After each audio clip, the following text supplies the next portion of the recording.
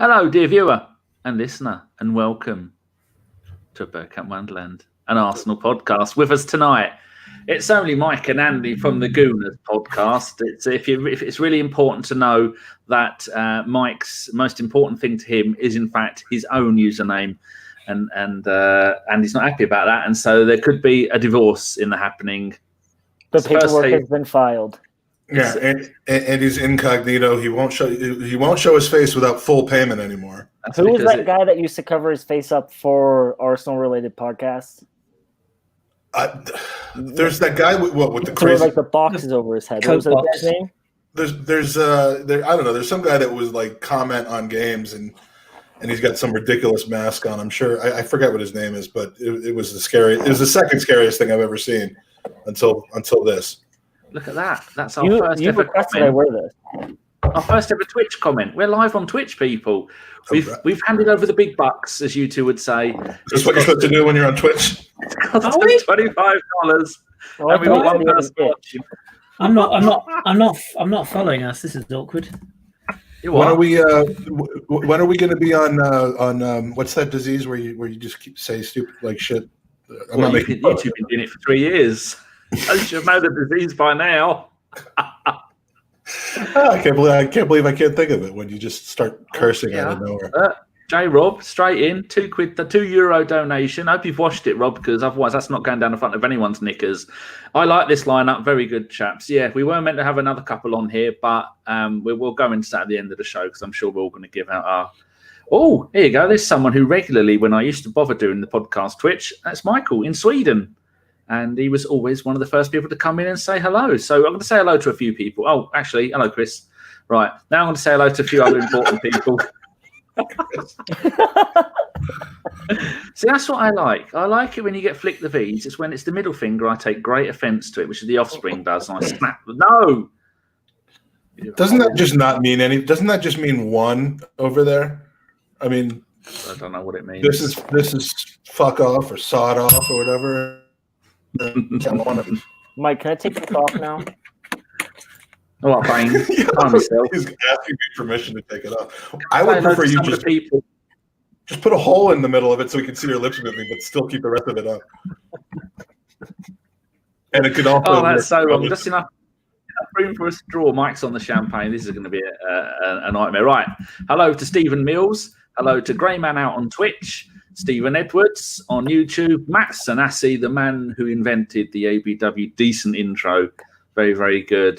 Great man out we've already said hello to. J Rob is there. Kayan, she's there in Jamaica. Have you been quarantined there yet? We're all in quarantine here. It's hard to deal with for me because I've left the house twice this year already. She's stuck in a house with Troop's parents. Oh, there you go. There's David, Mr. Waffles, who we've recently followed on the Instagrammings. I think that's what the cool kids are calling it now, isn't it, Chris? The Instagrammings? Something like that, yeah. I've only just learned how to do stories today, so I'm pointless for asking me. Hashtag Daily Chris Pics. Hey, Chris, what's your... Nah. I gotta follow Chris. I don't even know, mate. I think it's C38, I think. It is AFC38. It's the same as my oh, okay. Yeah, that. Same as my Twitter. Shameful fuck there. Right, we've also got Stephen Edwards. You've got VCC. I've said hello to Michael, who's on Twitch. David wants to know who is the ninja. Well, surprise, surprise. All along it was Andy. I thought it was Bane, or I thought it was a bloke from Mad Max. Apparently, that's the same bloke, but this one isn't. Ryan Cost is there. Ryan, who was at the Emirates as I was for the very last Arsenal game of all time a couple of weeks ago. Much like me, had his dream trip cut short. So I props to Ryan for giving it a go. We'll come to that. Ron Ree is there as usual. AFC Freddy. I think he's is Ron Ree like what the dog on the Jetsons would call Thierry Henry. Ron Ree. Possibly, I don't know. It's very nice that Chris has just. I think he's followed the podcast, which we've only had since 2016. Well, nice you never. Whatever, dude. Whatever. He's calling me dude. This isn't going to end well. I'm hosting it as well. Are you? I didn't think of doing that with my own one. Well, you fucking learn. If you actually listen once in a while, you might learn something, Daniel. So, I need to go in there and. Mike, I feel like I'm listening to Mom and Dad argue. How do I go to my own? Say what we go at it. My own stream. I can't find it. I'm not sure how you do that. Where is it? This has taken exactly 2 minutes to be a car crash. You go to your chat. The word Arsenal has not been said yet, I don't think. Oh, actually, I might have said no. Give it 10 minutes. I had to go and open our own one, so then I could go and make Kris a model. Oh, it's really gone. Kris, type something in the thing for Twitch, will you? Yeah. You don't have to make Kris a model. He's already a model. Oh, he's wrote the word Quim. There you go. So how do we do this? Mod user, Jesus Christ! It's the end of the world when we've given Kris a position of authority on Twitch. That'll make his day. So that's good. Oh, where were we? We were saying hello to people, weren't we? We said hello to MJ and Kayan. Kayan says, "I'm home bored as hell watching the 49 unbeaten run." Oh, remember the days? Remember the days where we used to play football. We can transition right into saying goodbye to people, I think, if we keep going like this. Ronry's saying hello. Oh, Michael's also watched something. He's watched the Arsenal-Chelsea FA Cup final today. I think we won that 2-1, wasn't it? Or 1-0? Oh, that was which one? The recent one with the Lundberg one was 2-0, wasn't it? Yeah, 2-1. The 2-1. Yeah, the Monreal. Was it the Monreal goal? I didn't make it to that final because the scumbags at Arsenal. Rambo with the right after they equalized. So, 2-1, Victor Moses, red card. I think that was... Yes, Monreal was in semi-final, wasn't it, against City? That's back when we were good. Those were the days. Long time ago. Right, so we've said hello to everybody there. So what's your thoughts on the Twitch thing so far? How impressed are you? I've got five people watching. 2 of them are me. One of them is probably Kris. Yeah. 2 of them are me. What is it, like per pound that you have to? You got to get one account for every 10 stone or something like that. Don't ruin it for everyone. Actually, you just have to. You're just gonna have to. Promote it? There you go. That's the word. Promote it. That's what you're gonna. I've got bored of watching your face, so I've moved back onto my streamer, who's doing Beat Saber, which is amazing. So yeah. Apparently, we learned from our podcast that we did the other day with Crips, saying that if you've got it muted, it doesn't count as a live viewer. So, but I can't unmute both of mine because it just drives me nuts. Oh, here we go. There's a voice from the wilderness. There he is. It's got a point, to be fair. Yes. I heard he was Corona patient 1. Heck of a podcast, yeah. I was watching that bloke who we had a guest on last week, and the first thing I went when I went in there is, "Hello, Kris, you pot noodle eating nonce." Yeah, I think it took Crips a minute to realise who you were. She's like, "Who the fuck is this guy?" Thunder's there. Thunder's probably got something important to say. Why do you post who and when the Pirates were playing, but you did not make habit provide a score when the matches are finished? We all know the reason for that because he's always upbeat before the game. I don't want to embarrass the teams that we're humiliating with our incredible football. That's all. It's just a respect thing. That's all. It's kind of like scoring against your former club and running off, just giving it the sorry. I'm sorry. You don't want to be out of Bayer then. Yeah, exactly. Oh, here we go. Patio furniture thrown at me. It's the first Ellis out of the apocalypse. Well done, Stephen Edwards. That's nice to see. When did that become a thing? I thought it was fuck Ellis. Well, when did that become a thing? Oh no, it's fuck Ellis, isn't it? Yeah. Well, we can't say fuck Ellis anymore because he's the only member of ABW that's actually doing something to make the world a better place at the moment. He's working back-to-back 24-hour shifts, bless him. Well, I don't know about that. Isn't Carl still trudging his way into the cesspool of germs that is the London Underground every day?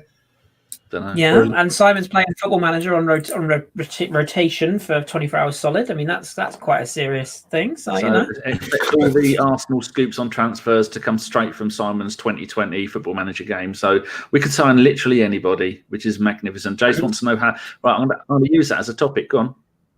I was just going to say, and also the fact that Simon's now in self-isolation means that he won't have to be in the same room as John Cross. So I mean, every silver lining in every bad situation. I think they're all rubbing their hands together, apart from the Ornstein, because if he did that, literal magic would happen if he rubbed his hands together. Andy loves himself on Cross. Oh, there you go. Stephen Edwards says he has got an advice save going at the moment. Well, that's nice. There you go. I did a Wimbledon save recently. You've got what? I have a Wimbledon save on the go. I can't play anymore. What the hell does that mean?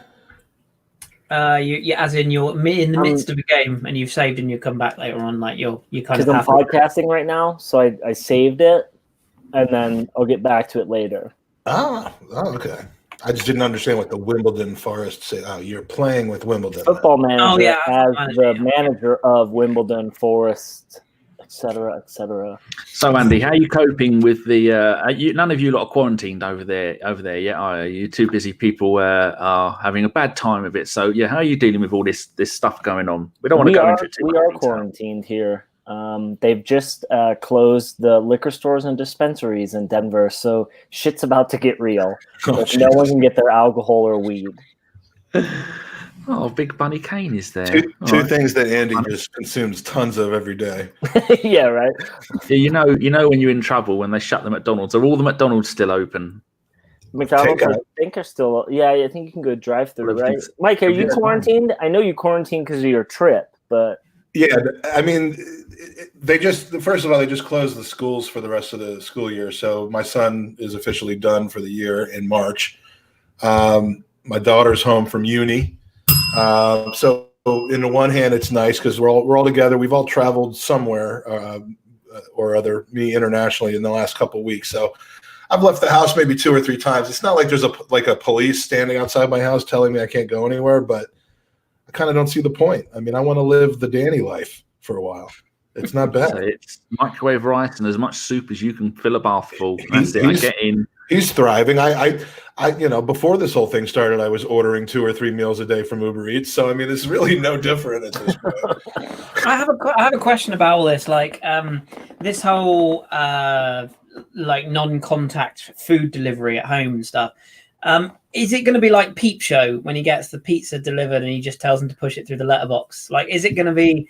Because I individual slices through. Yeah, like putting the slices through. Because I'm like, because I ordered them. I did have a McDonald's. I must confess, I had my cheat day last Friday, and the Uber Eats guy turned up, and they have got an option now where it says like leave it at the door. So it's contactless, like the tube. You can. Yeah.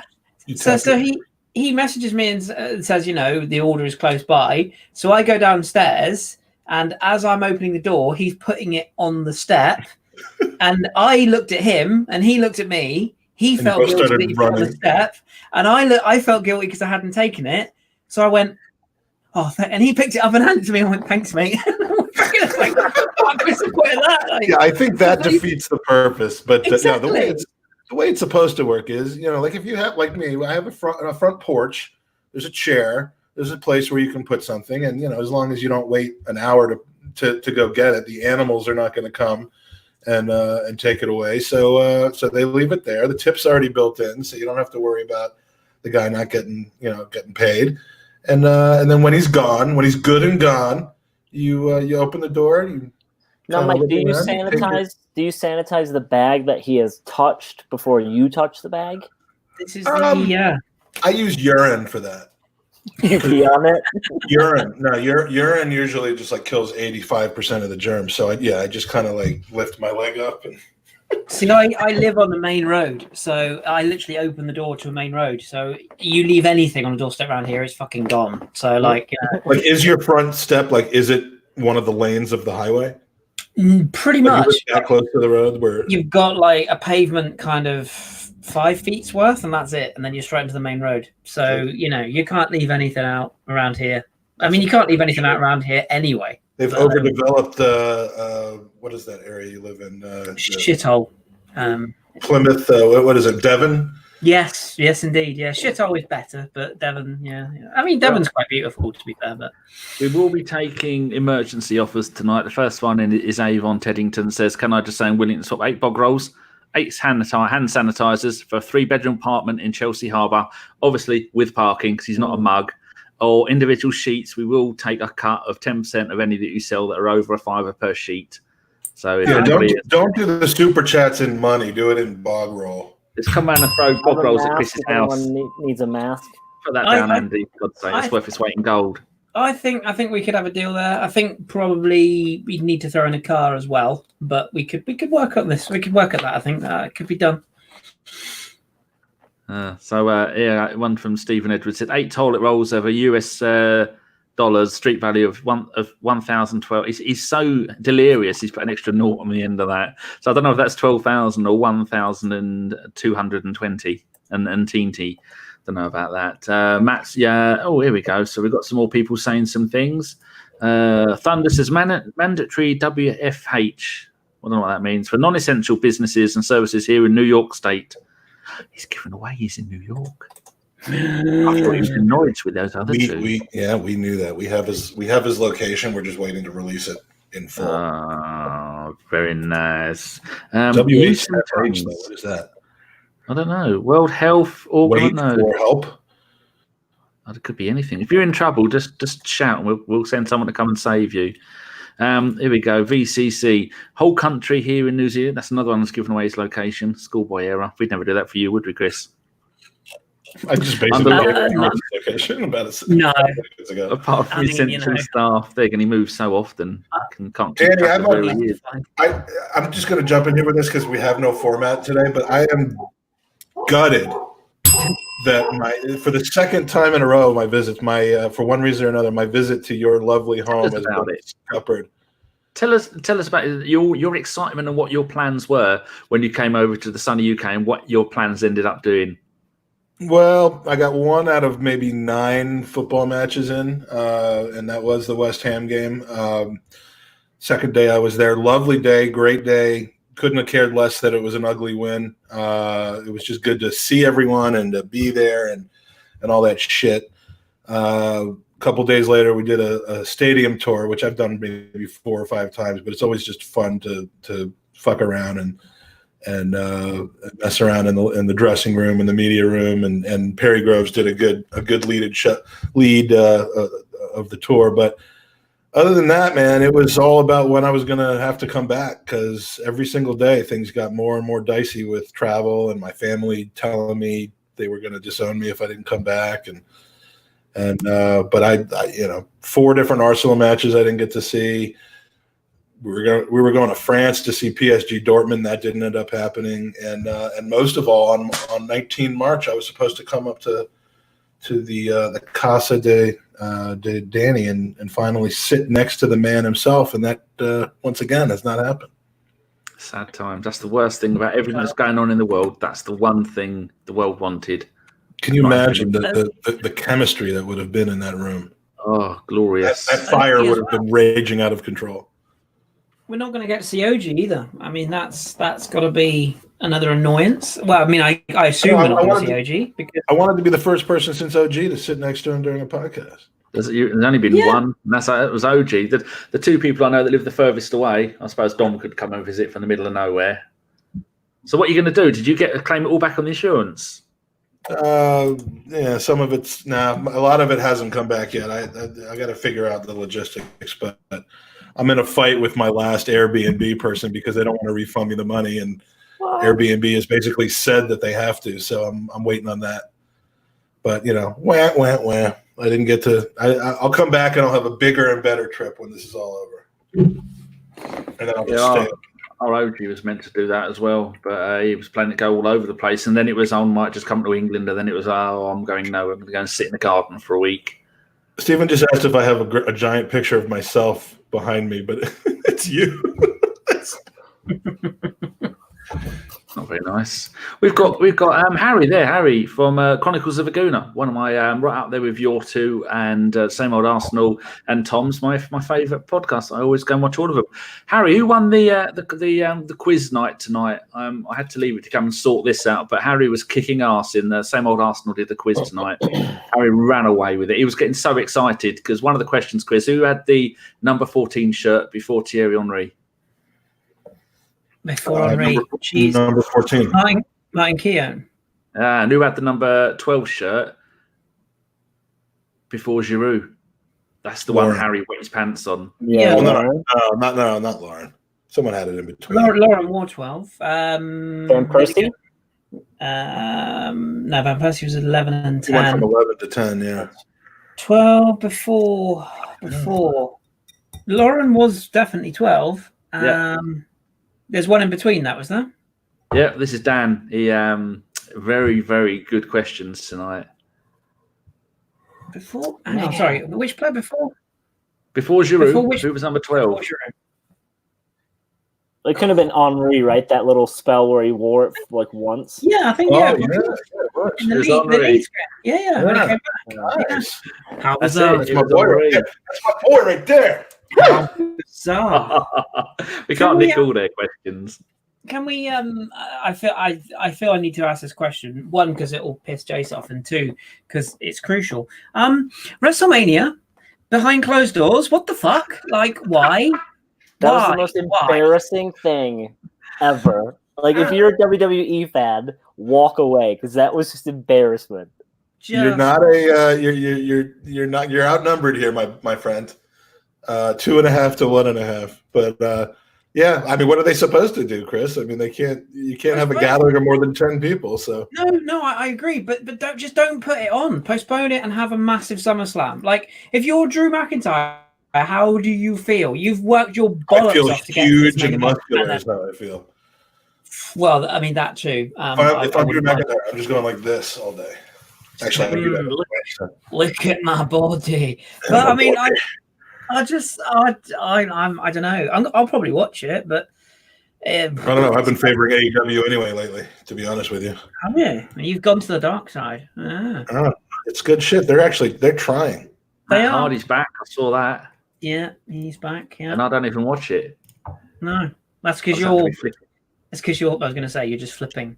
And we're in the UK, Danny. So we should address the announcement today. Like we kind of have, but I mean, I know it doesn't affect you. All jokes aside, because you're lazy. But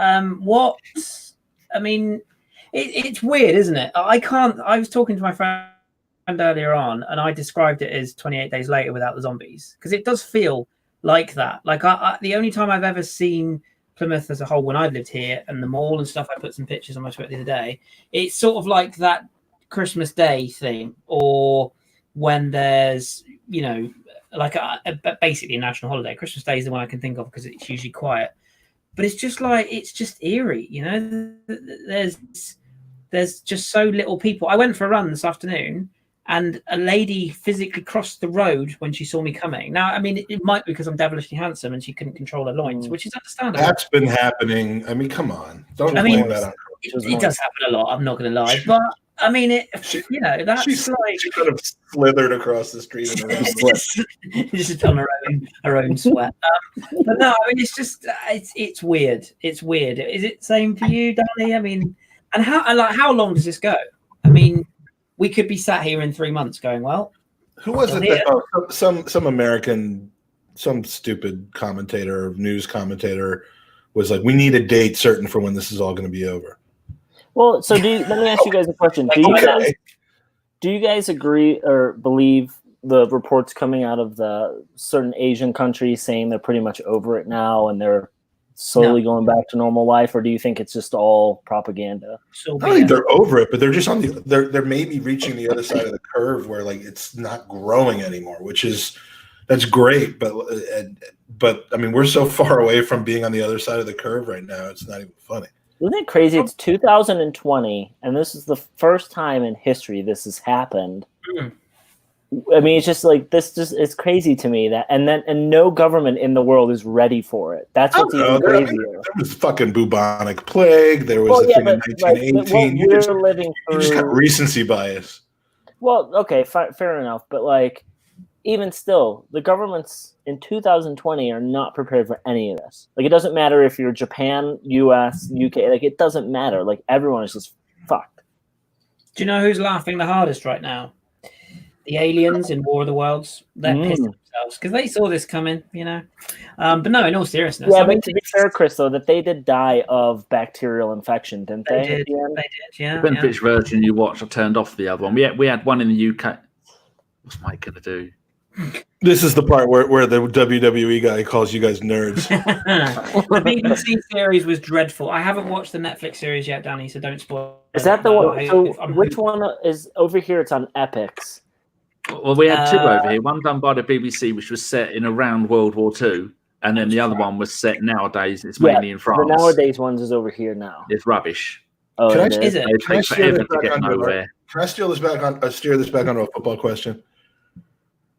Don wants to know if we're going to get Harry on sometime. Yeah, Harry's welcome here whenever he wants. Harry in fact, is what we might do is hardest get working person in podcasts, I feel. He is a busy. We had Harry on once. And had such bad technical issues. I think we had to break the pod into 2 different pods because it was one of those where I was podcasting from a hotel and the whole thing went to shit. So that never works. He wouldn't stand for that if it were his pod because he's got a professional studio. In the UK, Chris, people were told last week, don't go out. And what do? You got pictures of all the national parks in the UK had their busiest weekend ever this year, all this weekend, because people are fucking morons. They've said to you like a naughty child, you do that again, you'll go into your fucking room. They've done it again. Pubs into your fucking room. Pubs are closing Friday. So what everyone do on Thursday night? Everyone went to a fucking pub. There was a pub that stayed open on Saturday, and isn't this just a sign of the society we live in? I mean, I feel for our kids because people are just fucking idiots. There's no way around it. And as much as I don't want to, God bless our good man Lord Hill would be looking down on me going, don't bloody go into politics, and I won't in much depth. But as much as I don't have any faith in the government or the people that run this country, we as a country, and I can only speak for England, we sat here arrogantly for 10 days going, we'll be fine. Don't worry about it. It's good. It's fine. We'll be fine. Everybody go out there and lick each other. We've got to get it like a herd. And now look what happens. Like why we didn't immediately. We won't know for 3 weeks how much that cost you or how much our slowness cost us. You still haven't sorted it out, have you?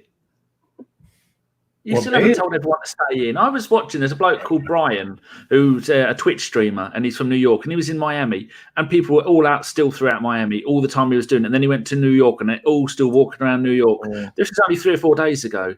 And you're thinking, are you people? Yeah, you are mad. He was in Miami. They're all crazy. Even Florida man stayed in. That's how bad things have got. Yeah, New York is the new epicenter. Back to football for a second. Does Liverpool get the title? What happens with Liverpool this year? Hold on, we'll say hello to Cripsy TV. That's is it James? James. Yeah. Yeah.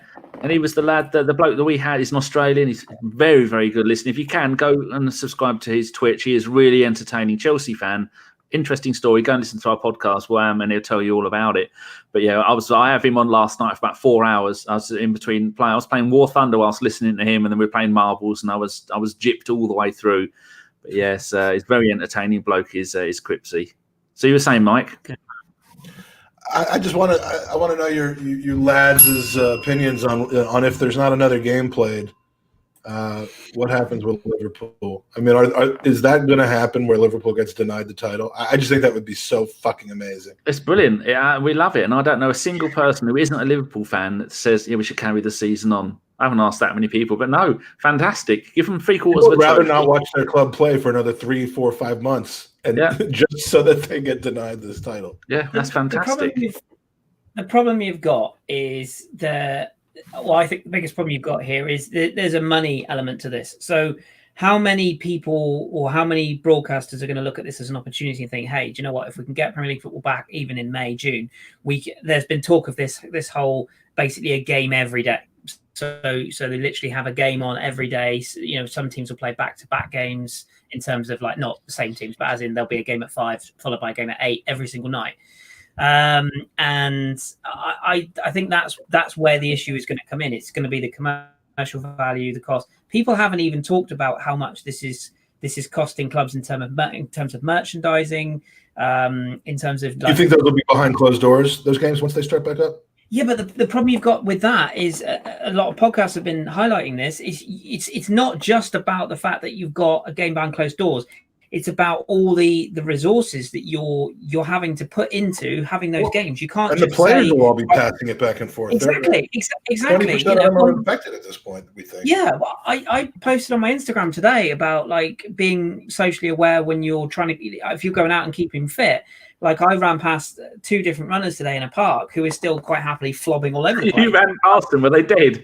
No, they were still alive. But it's just like, and I get it. Like, you just you forget what's going on. They just suck at running.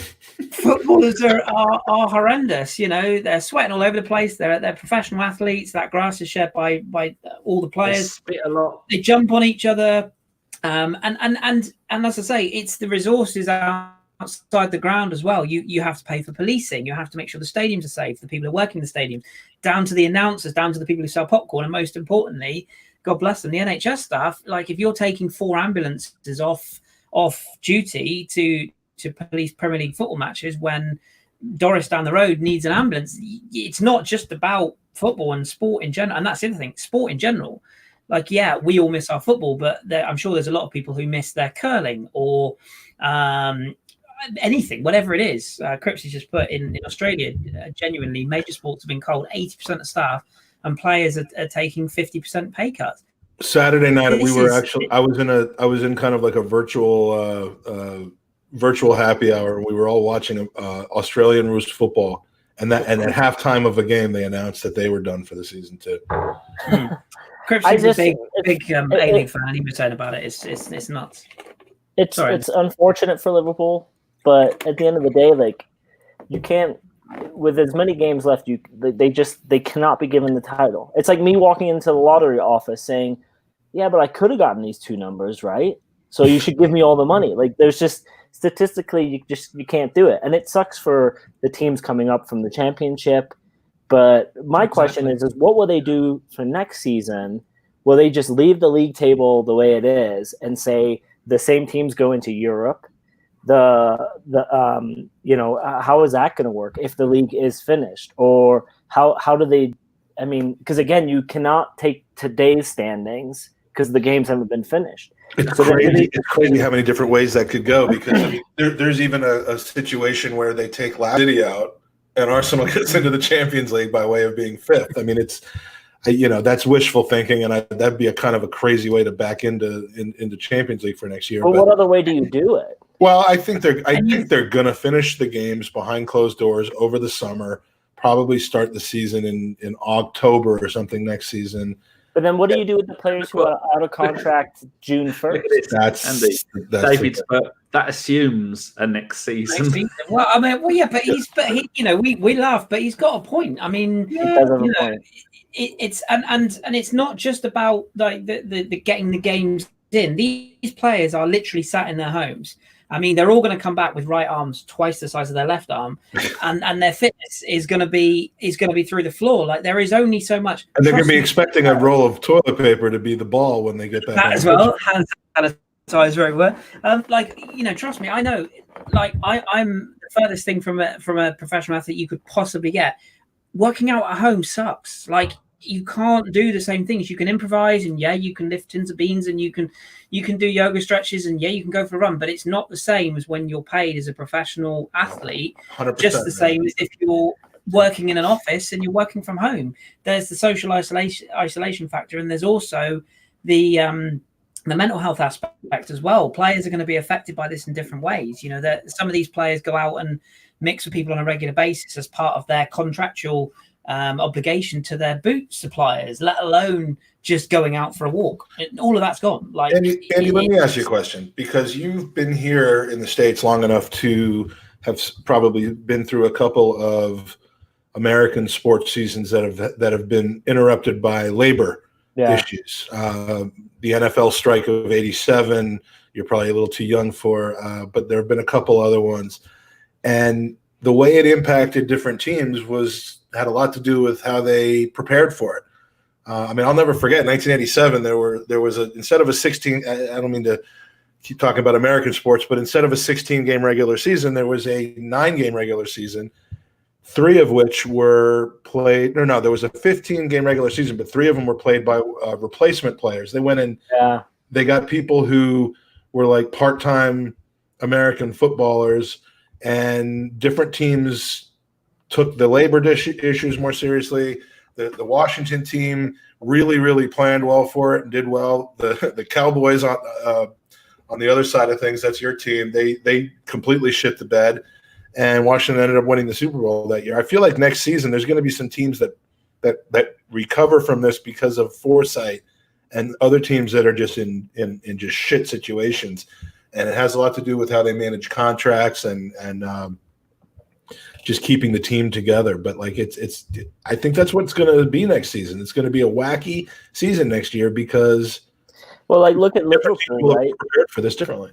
Like you think about Liverpool, and as shitty as it's been, I mean, what season have you as a sport, like four of us, what season as a sports fan have you seen a team everything has fallen their way? Outside of the unbeaten run, like there were games where they were down 2-0 and they come back to win 3-2 because of lucky bounces or missed opportunities from the other team, just whatever it is. Like everything fell perfectly for them. And I was talking to a friend, he said, I could coach 10. This doesn't fall in perfectly for them. But like you could coach 10 football matches, right, Kris, for your Pirates team. And have you ever seen one moment fall in your direction where you're like, holy shit, that was so lucky for us? And Liverpool have seen that almost in half the games they've played, and so their run this season has just been that massive momentum and wave.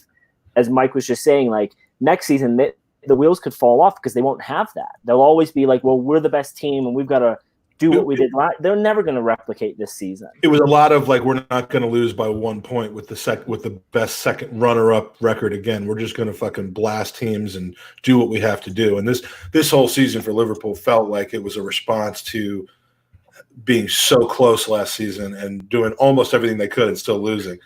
That won't exist next season, to your point. I could see them struggling like City is this season. I could see that being Liverpool next season. Even as a Liverpool fan, which I'm happy to say I'm not. But I thought you were about to come out of the closet in that manner. God, good God, no. If you are a Liverpool fan, surely even you would look at part of this. And I have heard some like rational Liverpool fans, which there are, I think it's 4 in the world, but some of them have actually come out and said, actually, we don't want to be the asterisk team. We don't want to be that team that won the league by default. We kind of want to win it on our own merits. And if you take away the absolute 30 years though, man. 30 years. Let's let that continue and make it, laugh at them. But no, I mean, there's no debate. There's no denying they're the best team in the country right now.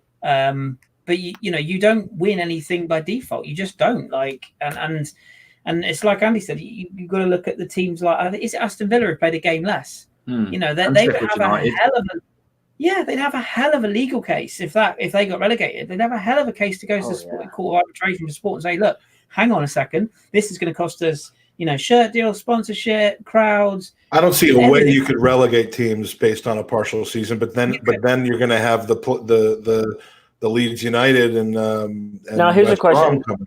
Play with 24 next season? I was going to say, can you just not up the – can you – if Leeds have already been promoted, right, could you just – have they? I don't know. They haven't, have they? Haven't, though. Right. So then for the teams that are maybe in the lower divisions where they have been promoted statistically, then I think it's only fair to say we have 21 teams in the league.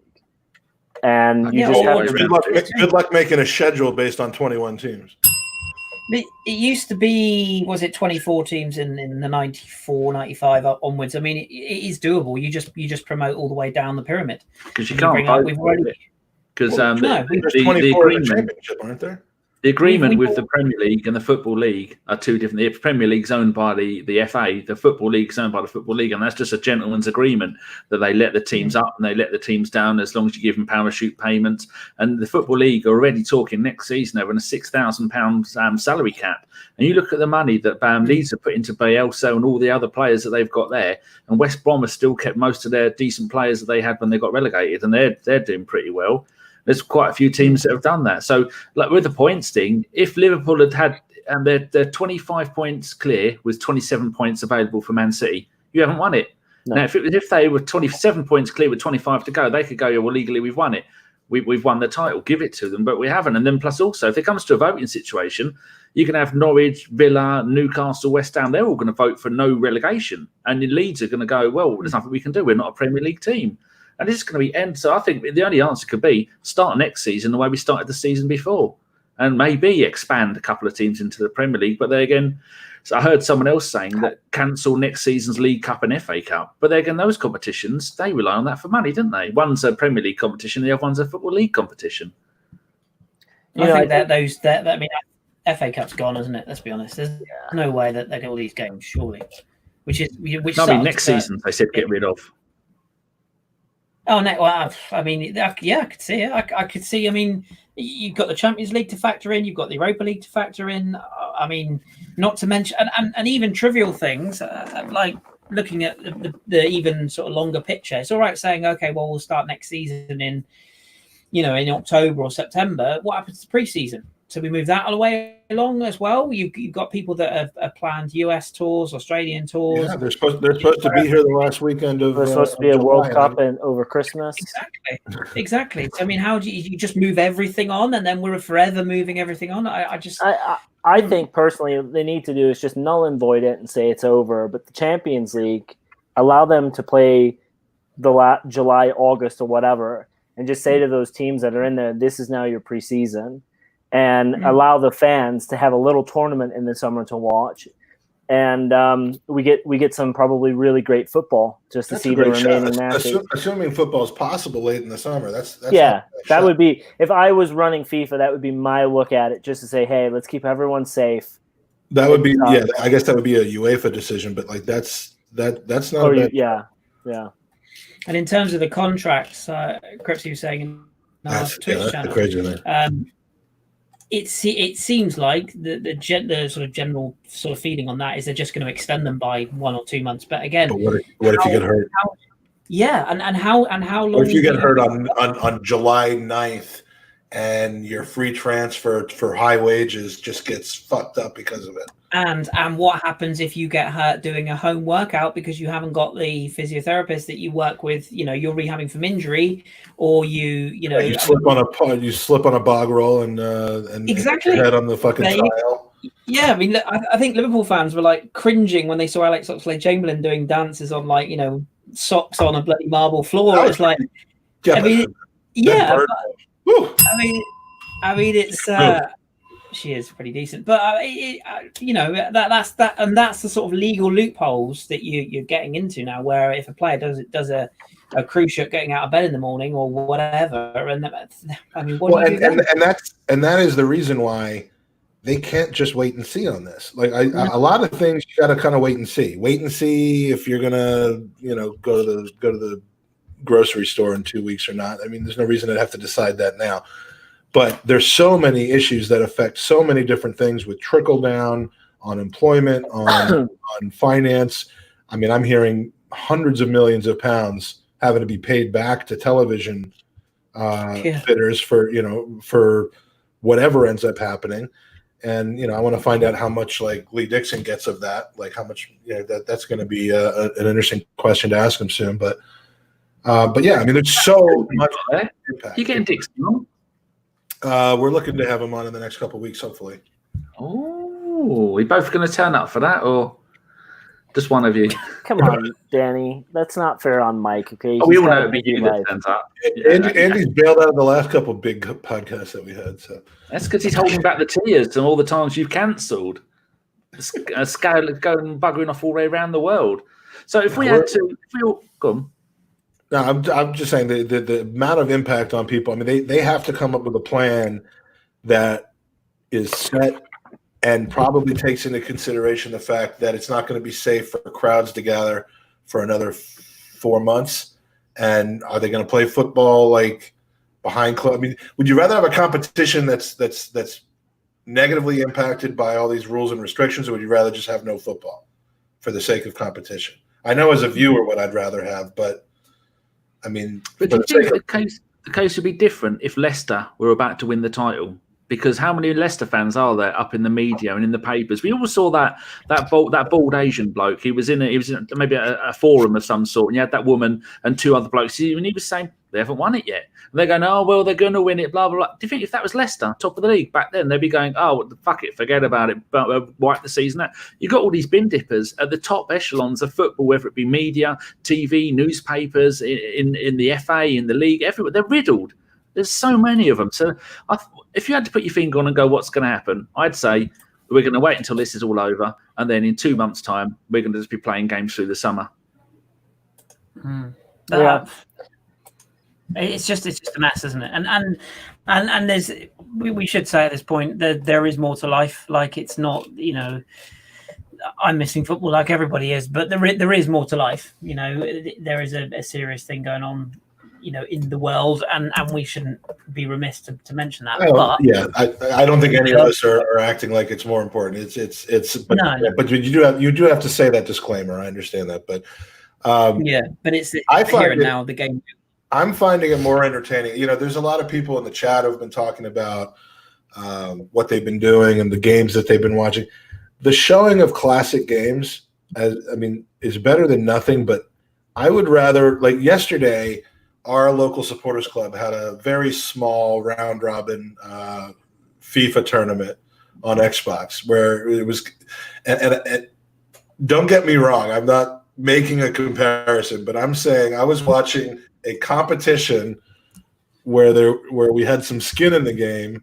We didn't know the outcome before it happened, and it had to do with football. As even though it was fake, even though it was game, I would rather spend 2.5 hours watching my son tear apart our supporters group, killing them at FIFA, and celebrating goals that actually you don't know are coming, than watching games from 2004, 1998. As great as those games were, as wonderful as that was, I'd rather just find creative ways of replacing football on a virtual basis than and some other good ideas. And this goes into the bigger question of how you guys spending your time. I've been part of an 8-team draft of all-time Arsenal players. This is where Andy's about to roll his eyes. But 8 teams drafting basically like a fantasy draft, 1 through 8, 8 through 1, back and forth. A starting 11, a manager, and a bench of 5 people of anyone who's ever played a game for Arsenal. And obviously, you can't take for Arsenal. Played for Arsenal. I don't think we've had 8 managers. Someone's going to have to have Freddie Ljungberg or Emery. How far back will we go to get 8 managers? The history of the club, and you can't obviously pick the same player once they've already been picked, and it's been fascinating. It's been going on for a week now. We've got our starting 11s and a couple of bench players. We're almost done, and that's the type of thing that's keeping this time interesting and keeping my football thing going. Not watching old matches, but to each his own. You guys have you been into the whole old match watching thing? Nope. Danny? No, I've got loads of them. I did think about. I've got all the old League Cups, watching Disney movies and things like that. I've got all those on the computer, but we could stream part of them for review and critical analysis, but we couldn't review and play the whole thing because you'd get a strike against the channel and have it pulled down straight away. So you couldn't even do it for a laugh. So, no, but I don't really watch them because the quality is terrible. Some of the later ones I'd like to watch. But so many of them have just been absolute dog shit over the years. Who wants to watch us get mugged off by Barcelona and Lehmann losing the plot? I don't want to ever watch that again. There's one Arsenal game I will watch over and over and over and over and over again. And beyond that, I don't see the point in watching historical games. It's just you already know what's going to happen. But Anfield, I'll watch. Anytime you come up to me with a tape of with a video of that game, I'll watch it. We've had 17 full-time managers at Arsenal ever. So there's plenty to pick from. Who did you pick as your manager? Again, it has to do with strategy, and when are you going to take a manager? Are you going to take them over over your third pick at forward or at midfield? I did end up with Herbert Chapman. I kind of like our team. I can't go too much into it because we're going to put it up to a vote in the Arsenal America Facebook group, and I got to keep it on the down low. But let's just say I got a certain silky Frenchman striker, and and the greatest manager in the history of the club. So, Emery, you lucky bastard. He also has a back line of Oleg Lushnig. No, Lushnig. Where did the G get a Lushnig? Oh, Jesus. But I did have a very, very hard time today because I wanted to take Kevin Campbell, but I wanted to have him announce himself as his pick because I can DM him and he's just been busy the last couple of days with all this coronavirus shit. I might ask if ex-Arsenal player mates of him. I have not like Lee does, but I have I can reach out to him and ask him to do something, and he's usually really, really accommodating to that. But I just wanted him to do a video announcing himself as the draft pick because everyone's trying to one up themselves on how they announce it with the gifs and the whole story behind it. And I'm like, if you have the player themselves announce themselves, that's pretty much the top. Did he do it? He said he was going to do it, and then the timing didn't work out. So I was waiting and hoping I could I was going to take him in the next round, and fucking Dave Levinson and Travis took him. So I didn't even get my boy on the team, but you're a fucking disgrace. I am. I am a disgrace. You know why I'm saying that. I know why you're saying that. San Diego, right? So we were talking about everyone being quarantined. I was feeling for my mate Anna, the Liverpool fan, apart from the fact she's a Liverpool fan. She was around here on Friday, and now she's been told she's got to stay at home. It's just her and her 2 cats, and she's not allowed to leave the house for 3 weeks. I mean, I've not left the house since the 24th of February. In fact, in 33 minutes, I've been at home for an entire month. But there's nothing to go out there and do. So that's why I've stayed. How comes? Oh, dear. Someone there's been why isn't it showing up there? Block. We've got someone there trying to spam the chat, but they're still there. But it's still not showing. Andy, how do your work calls go when Ollie isn't feeling like cooperating? Do you care? So we have an office you've been in my house. So I have an office downstairs. The wife's in it today, and I'm up in the bedroom where he can't get to me. So I'm quarantined in the quarantine. Sub-quarantine. So I'm 2 levels quarantined, and tomorrow my day is lighter, so we'll switch, and I'll go downstairs. You are very red. I was in Mexico, Danny, for a while, and then yesterday it was nice. And then at home they bought a tanning bed. Yeah.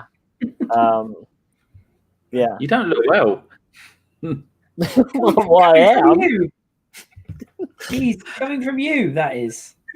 He's the biggest hypochondriac I know. I expected him to be wearing the mask for real the whole time. I didn't realize that was just for comedic effect. But I have a home office that has essentially served as a rubbish bin for the last 5 years, and I'm not even kidding.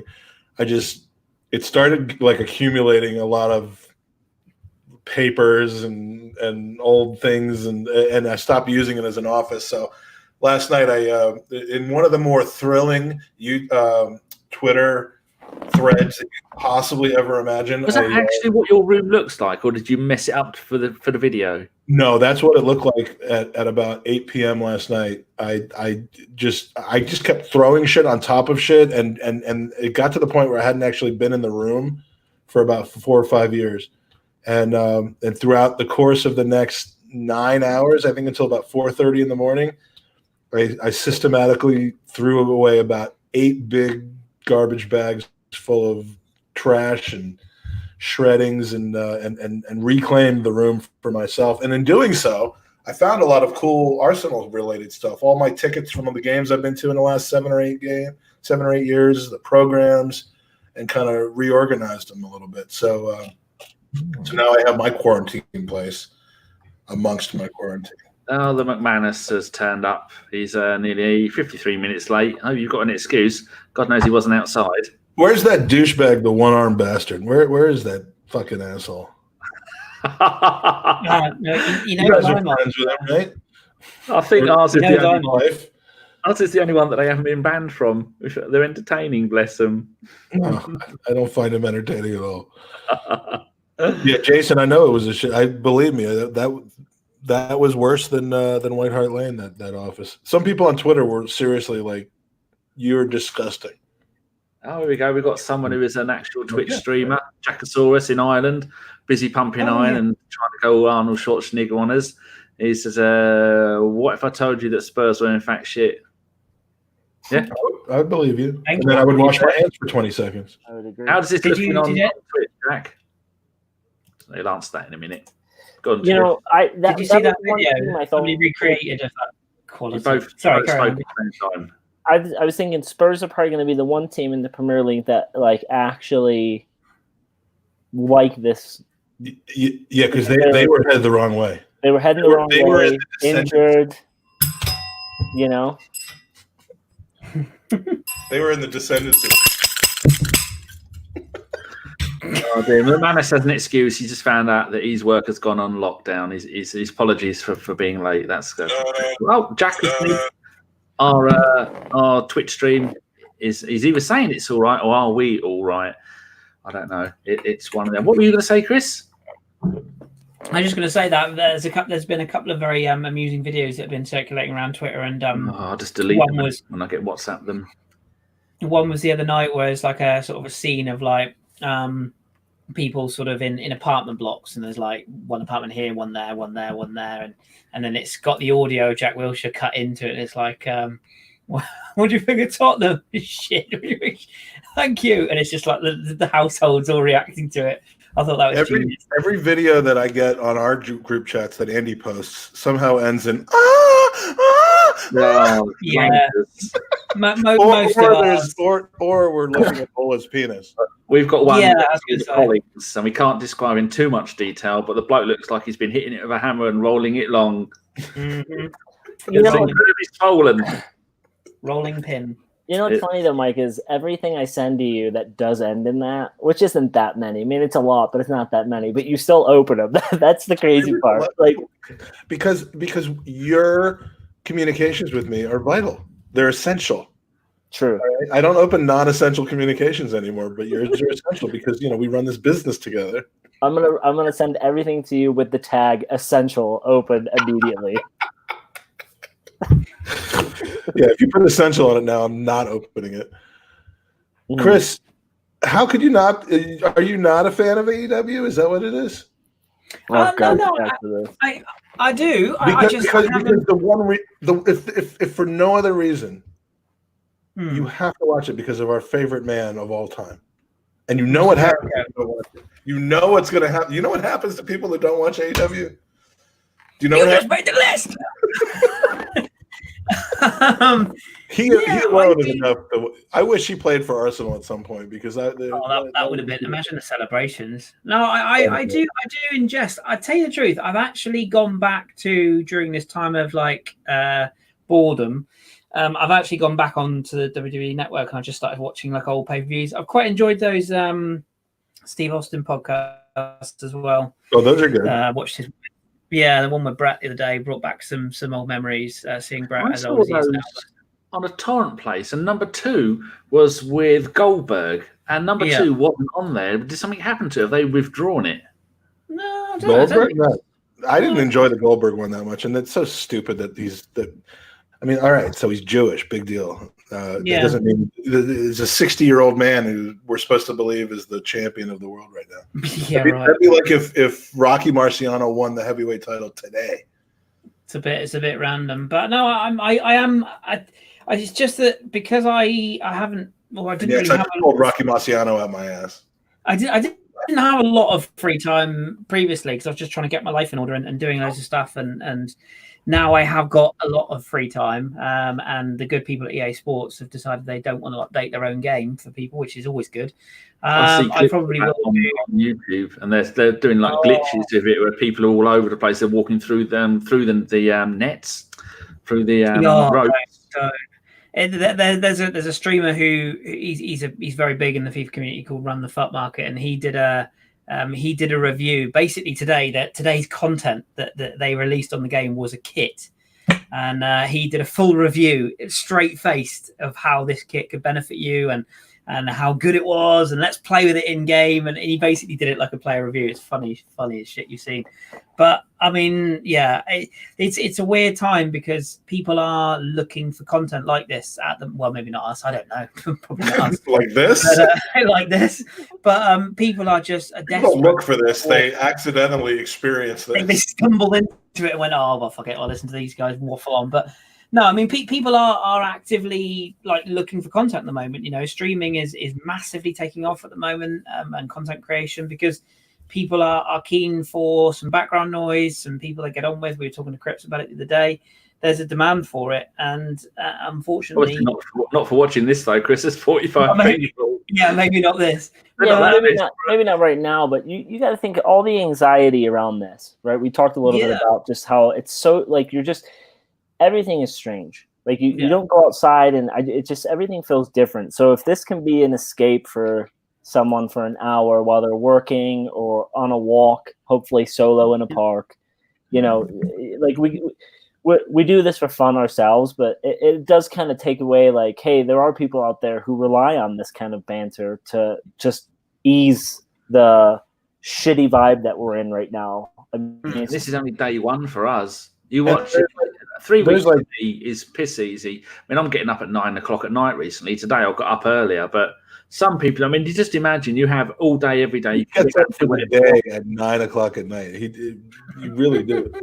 I woke up at 4 o'clock and went, what am I going to do? Fuck it. Go back to bed, put the electric bed feet up, put the talk radio on or LBC, and just snooze. You have the sleep patterns of a blind person.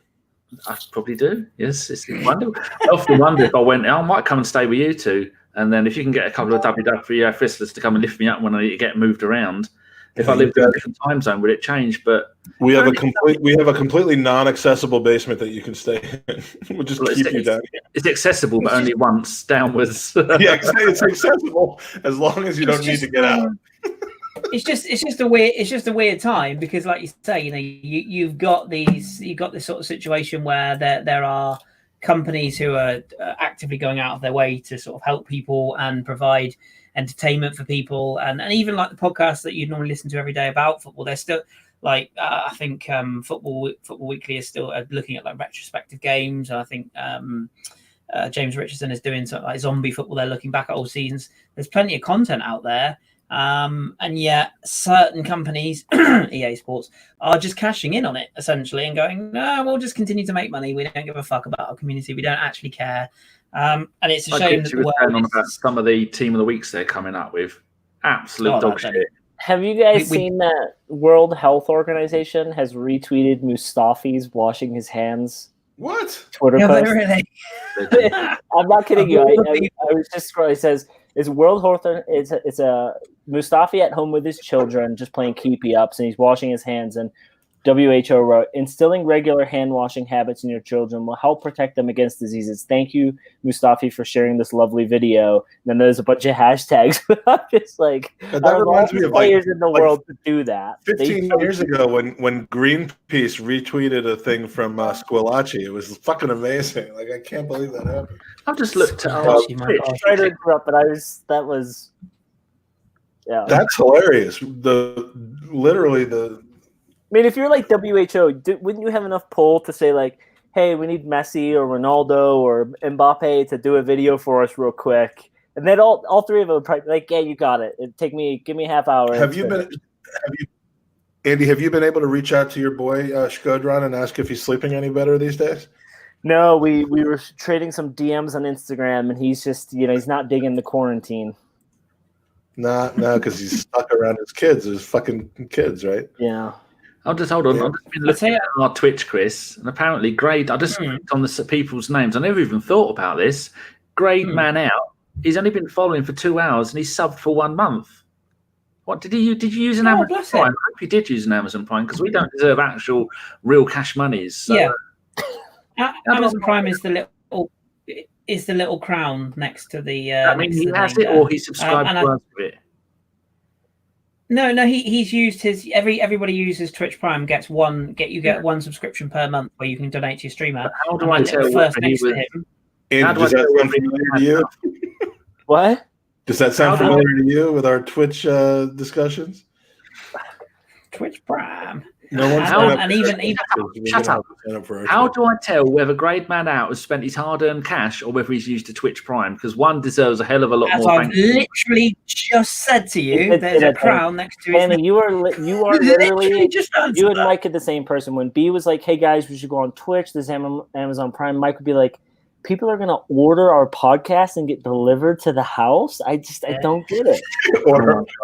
The end is nigh. I offered to actually travel to each person's house because I've never been to Mozambique before, and I'm like, I want to go and do the podcast. I like doing a live podcast. I've done 3 of them, and Andy, you fucking sat at home every time. So, here, guys, a little behind the curtain. There's a contract that Mike made me sign when we started this, and I'm not allowed to go to any social events. And it says in there because he is the face of the. I forget what it says. Anyway, I'm not allowed to go, and you know this. Well, I said whoever has the bigger face is the face. It's been me for the last 4 years. I can confirm that it's the Twitch Prime. He's replied in Twitch, but yeah, basically when you go onto Twitch, how you can tell if somebody's a subscriber to the channel.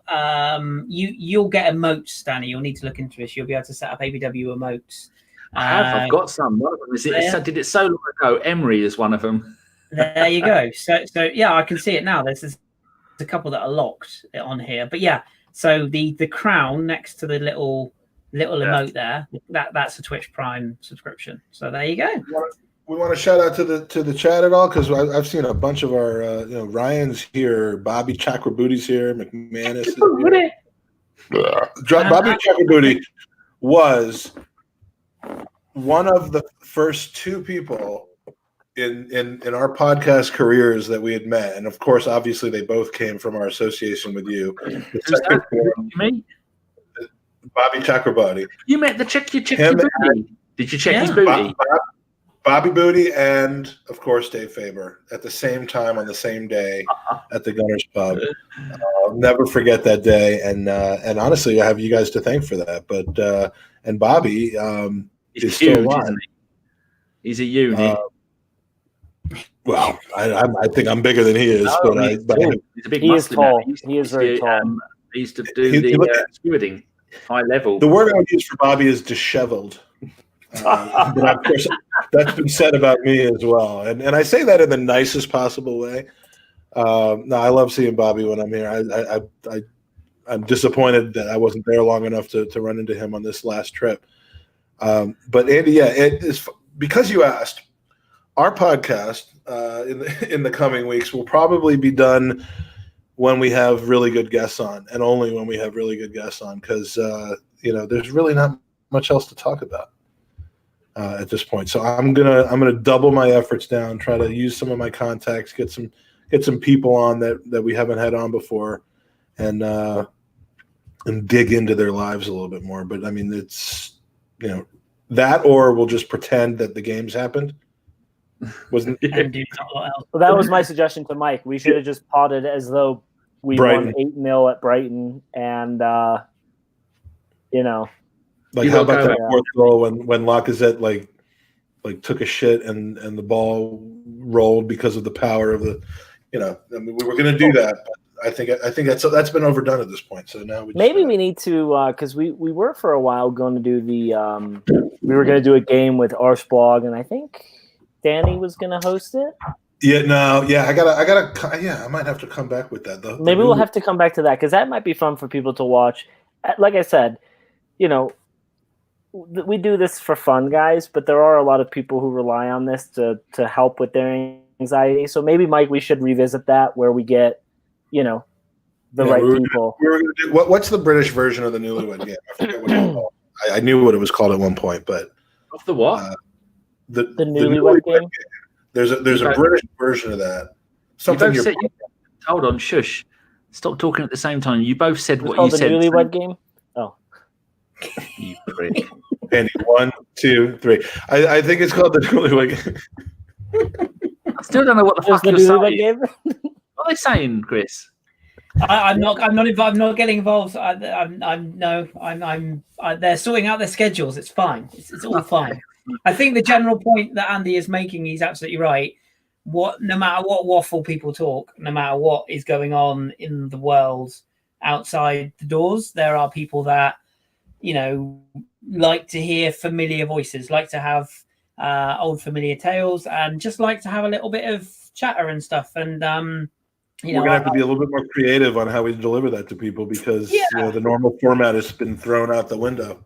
Doing specials is cool. I think Danny and I really enjoyed having Trixie on the other night, and we ended up what was it? We talked for like 2.5 hours after. Yeah, 2.5 hours after we left. We were just, that would have made a decent podcast on its own, apart from all the swearing of me going, "Fuck yeah, you fucking useless cunts."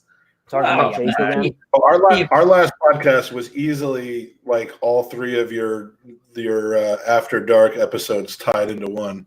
There is talk of that happening, isn't there, Danny? I think there's talk of an ABW After Dark coming up. But have you got ABW After the Apocalypse? After, yeah. I mean, I do need to go, but this is such titillizing. Can you really do your proper accent then? This is such titillizing conversation. I should probably go though, because my son's going absolutely bonkers downstairs for me. How bonkers can a 2-year-old go? What? How bonkers can a 2-year-old go that you can't put it in? He's almost 3 now, Danny. We haven't. Technically, he's still 2. He's 2 until he's 3. He's not 3 until he's 3. He's not 3 until he's not. Wait, he's 2 until he's 3. 2 until he's 3. God, yeah. Don One says we need Mike and Andy on an After Dark. Good God, how much of that champagne have you drank, Mike? It's gone. This is all that's left. How big was the bottle? Huh? How big was the bottle? Bottle sized. I bottled it. Mike, remember when we did our first big podcast with Chaz, and you got so drunk you peed into the trash can under your desk throughout the whole. I've done that for 30% of the podcasts that we've done, because I am that professional that I do not get up, except for the one podcast where I did get up and actually went into the bathroom with the microphone and the computer.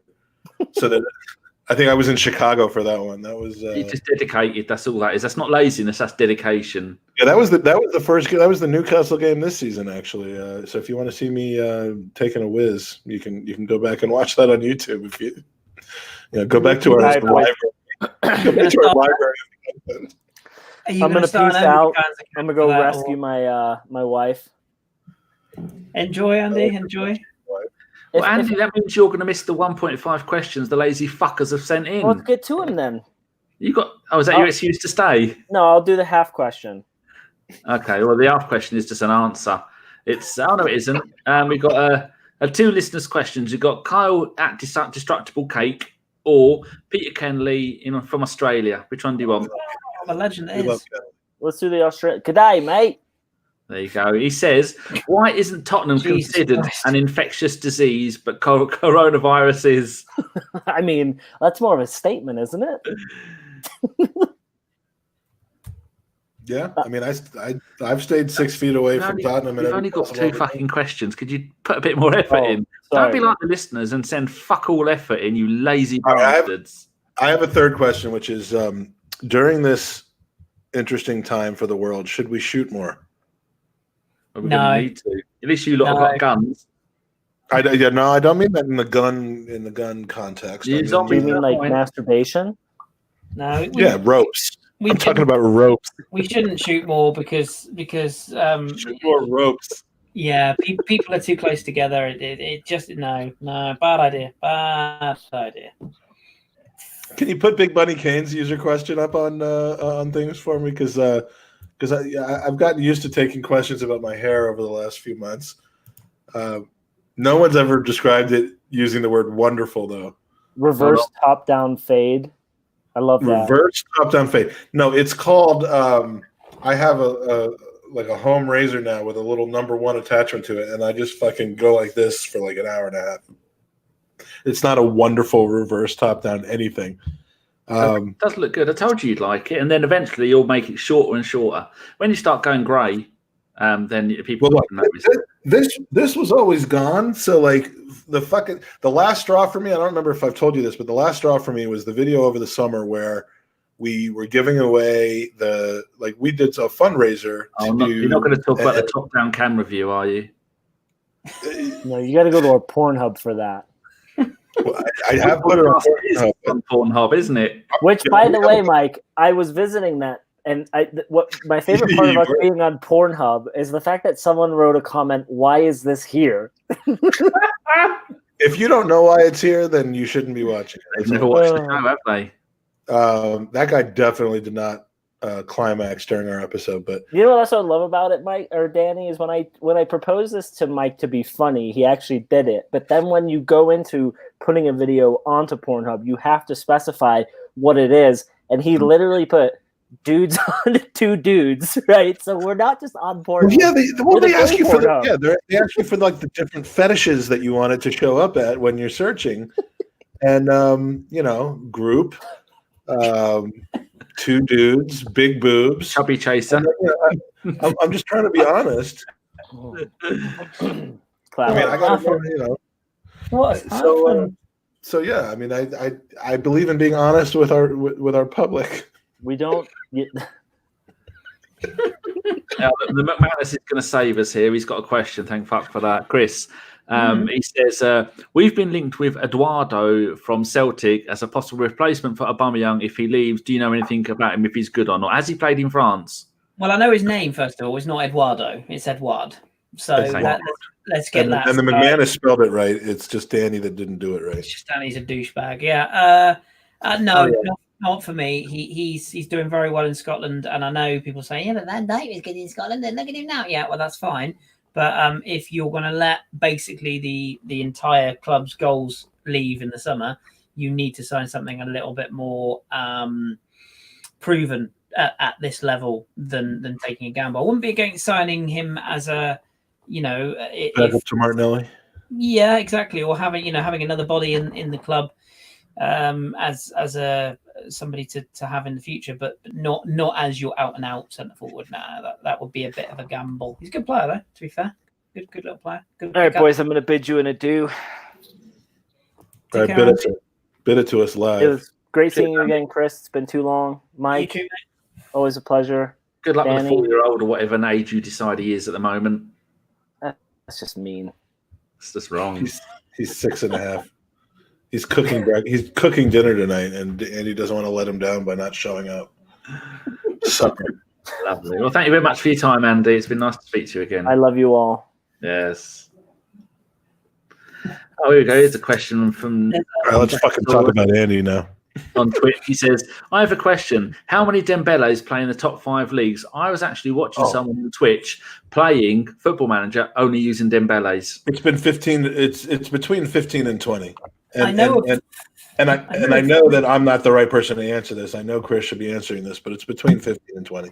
I know of 4 that are in the top leagues, but I'm sure there are plenty. But yeah, You're forgetting about Rufus Dembele, Moishe Dembele, Yitzhak, Nigel Dembele. Nigel Dembele is Big Dave. Fat Sam Dembele. Oh, he was glorious. Got another question from Matt L. Roberts on Twitter from here. He says, would you be in favour of a playoff for the Champions League, Europa League spots? My answer to that would be, as long as we don't end up in Europe, yes. Oh, no, Danny. As long as you don't accidentally win the thing. Actually, no. Playoffs would be quite funny because we all know Spurs would bottle that. So that's a good start. They'd make a huge big deal about getting to the final and then shit their pants once they get there. Yeah, exactly. Well, how would that work? I mean, are we talking like the first 2, like Liverpool and City get the Champions League spots, and then there's 16 fight for the other 2? Yeah, you'd essentially take the top 8. You take the top 2 as qualified, and then you'd have I think then you'd have a system of 4 to 6 teams that would play off against each other, and then you'd almost have to do 6 with a bye for the 3rd and 4th teams that are already there. Or you'd have to say because you couldn't really unless you did it where the 2 teams that got to the final, the winners got Champions League and the runners-up got Europa League automatic qualification. I suppose you could do that, but I don't know. Is there any mileage in a lot of the teams in the Premier League have got nothing to play for? So to concentrate on the bottom 6 relegation, top 6 Champions League, and then that's 12, and then the middle 8, you can just go off on holiday because there's no point, is there? There's so many teams there. Well, but then you got players who are exposing themselves to injury versus ones that aren't. And you can't do that because how many teams, how many results do you see at the back end of seasons when teams go into games basically with nothing to play for? Crystal Palace last season, and they turn up and beat one of the big teams. Virtually nothing that they decide can go without litigation because someone will be wronged. The only way you can do this is you say it's one rule for everyone where there's no prizes awarded. That's it. We start again, or you play it out. That's it. And the problem that the biggest problem that I can foresee coming, particularly with our God bless the Football Association. I've got nothing but respect for them. Frauds. They've got plenty of money in the bank accounts. Why don't they help out some of the teams? Well, considering the fact that until literally like three days ago, they still thought that grassroots football could carry on, I rest my case. But no, I think the only way you could do it is if the FA basically need to make this decision because. My concern is that they'll leave it just like we as a country have left things for 3 weeks and lost valuable time. They'll leave it. They'll keep going. Oh yeah, because look at what 2 weeks ago we were saying end of March. The games will be back. Now suddenly it's the end of April. We get to sort of mid-April. It'll be the end of May. Like what happens? I know they've extended this. We can play beyond June thing. What happens if we get to July, August, and we still can't get games in? Because it's literally. It is one. You get one case in one club. You have to lock that club down again. And so what if you get 15 clubs in one weekend? Go now. Our players and you're going to have revolts. You're going to have players saying, "Nah, we're not going to put our children at risk, our families at risk, our livelihoods at risk. We're not playing." And then you get a Middlesbrough situation of years ago where they had that flu bug and they refused to play against Blackburn. No, we're not playing the fixture. Well, they got fined and ultimately they went down. But there is a precedent for it happening, and clubs will fight this. Absolutely, no doubt about it. I think Arsenal were the first club to say we're not going back to training. So I mean, they for me at this point, I don't even give a fuck if they give the title to Liverpool. I really don't, because at this point, no matter what happens, even if they played the remaining 10 games, whatever it is, this season will be tainted. No matter whatever way you look at it. And my argument to Liverpool fans would be, okay, if you're so fucking good and you're the best team in Europe and you're fucking amazing, we're fucking amazing, like we're the best team in the fucking league. Okay, we'll do it next year. Next season. Yeah, exactly. We'll go and do it next season then, because you balls up the fucking Champions League when you're apparently the fucking kings of the world. So I mean that's, and I know that's not fair. Well, sorry, this virus isn't fair, guys. That's life, You can't, as you say, you can't penalise the teams underneath it. If you want to give the title to Liverpool, fine, whatever. But it's going to be tainted. So if that's the situation, but the further away you get from it, the less tainted it becomes. I'm not sure that. I mean, if something had happened where our points deduction in 1991 had cost us the title, and people were complaining about that, I don't think anyone would be thinking in those terms today, 29 years later. So, I think you'd take the championship if you can get the championship. But Yeah, and as I said, everything they possibly can to either finish the season behind closed doors or finish enough of the season that they can pacify Liverpool, which I think sucks. And isn't it amazing how in 2020 we've, I know this is unprecedented what this is going on in the world, but isn't it amazing how many large businesses and sporting franchises and how many people around the world have basically been exposed of having absolutely no contingency plans in place for what if. So many businesses are on their arse now going, oh, well, we didn't think about that. Well, okay.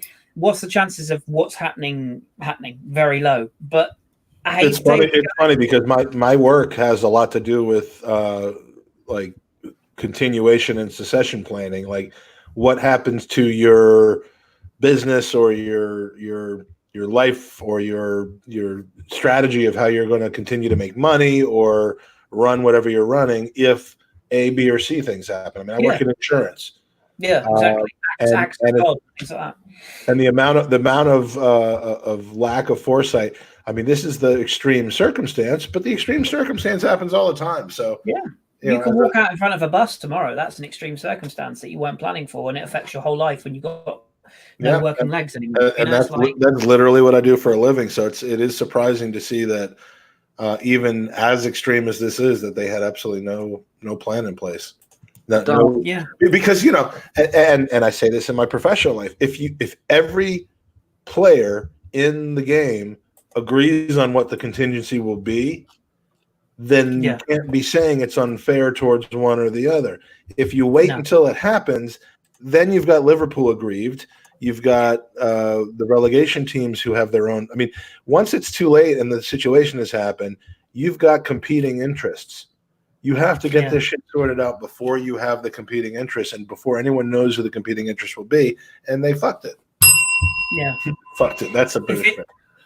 If it was just about giving the title to a club, it wouldn't be an issue. But there's way more to it than that. Well, because it's both ends. It's both ends of the table. You can't do one and then not do the other. It is a bit sad that we're all Arsenal fans and Premier League fans, but I support my local team, Peterborough United, in that they've got a good chance of going up from League One to the Championship. My other team, Barnet, they've recently been relegated to the Conference. They're now. You know who also supports Posh? Who? Oh, Adrian Durham. Yes, absolutely knob cheese. You've got to find a new local team. I'll have to move. It's too late. It's either them or Cambridge. I'm halfway between the pair of them. You what, Chris? I'll come up there and move. Didn't Barnet lay off half their workforce? That's the point I was coming to. Barnet were the first people to go. We're going to have to let everybody go. At that level of football, players are not worth any money. You're never going to make any money from transfers. The Football League have paid out money. I think it's a rising tier from about 150 for every League Two teams, 190 I think it was for League One teams. That's not going to get you going. But they were saying that the PFA have got hundreds of millions, I think they said, in the banks, and so's the FA. The Football League, a lot less. And like you had the Neville brothers, Salford City have got to the the lower league trophy that is only for Leagues 1 and League 2. They've got to the final. Is it against Portsmouth they're playing? So they were never going to win that. But that final's been cancelled. That's a multi-million-pound day out for either teams. But we're all moaning about who's going to get the title. How many teams are we going to lose lower down the leagues? And we've got 92 professional teams in the league alone, and then we've got all the other leagues. No, we haven't. We've got 91 because Berry are no longer a team. Well, how's Sutton United going to survive this? My U's. Yeah, they won't. My Fighting U's. I need them to survive this because I'm not team to root for. The government have tried to give people tax. How's Cowdenbeath in Scotland gonna deal with this? I know I briefly touched on it a second ago, and I know it's not going to interest everybody this sort of discussion, but it should be brought up. There has been little, if any, communication with grassroots level of the game. We've essentially been told. And we've essentially got one email from a Devon County representative just saying, if there's anything I can do to help, please let me know. Well, you can renegotiate our sponsorship deals. You can give us the money that we're basically losing in match revenue every single week because we're not playing games. You could, I don't know, maybe reduce the cost of us actually entering the league next season. That would be a nice gesture. Nothing. There's been nothing come out at all. They're still sending me emails about disciplinary panels at the moment to try and get money out of us. This player's got to pay his yellow card fine. It's like this. It's completely gone to shit. And again, I've got players saying to me, like, "Are we playing the rest of the season? Like, is there any chance?" And I'll tell you what they'll do if the Premier League or the world game gets going again. They will make us play 3-4 times a week. We'll play evening games Tuesday, Thursday, Friday, and Sunday just to get our league finished, and it will be an absolute joke. And you don't even have under 23s or under 18s you can rely on, have you? No, we just got everyday guys who are going to work every day, and they'll do kickoffs at 6 o'clock where they have to go straight from work in their suits and get changed in the car and go and play football. It's not, and again, I know our level is not key, but Yeah, go ahead. We're not. And speaking about level, and this is just curiosity. This is not meant to like counterbalance anything that you've just said because it's important.